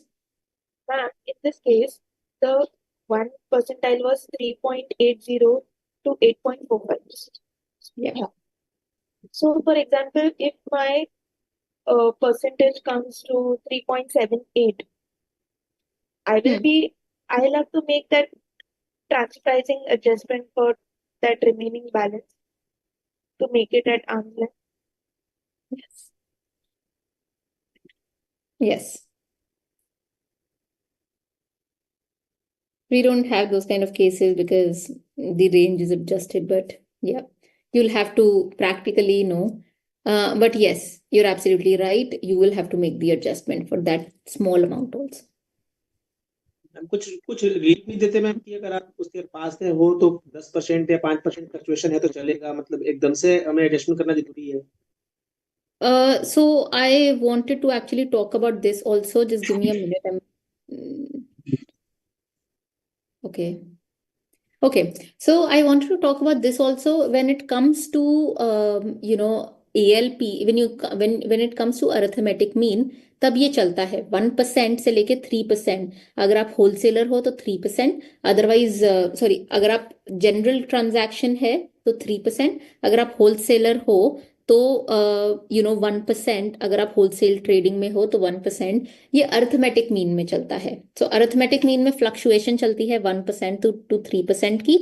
1% wholesale के लिए, other transaction के लिए 3%. But ये fluctuation arms length range में नहीं चलती, because as it is arm's length range जो है वो पूरी रेंज आपको दे दी है, तो उसमें वो चीज नहीं चलेगी. Otherwise that will work. Okay. Any other question? Okay. So I think we'll finish this for today. I think it's been a lot. I wanted to start with the next one, which is specified domestic transactions and dispute resolution, safe harbor, APS, etc. But we'll do that for the lecture tomorrow. So we'll do that all this tomorrow, and that's it for today. Please go through that particular question, M limited question. We'll discuss that. Okay. Okay. Thank you so much.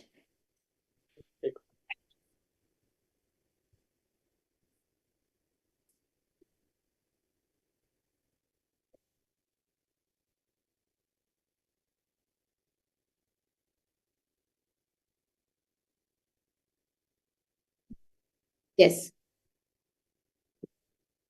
Thank you. Thank you. Ma'am.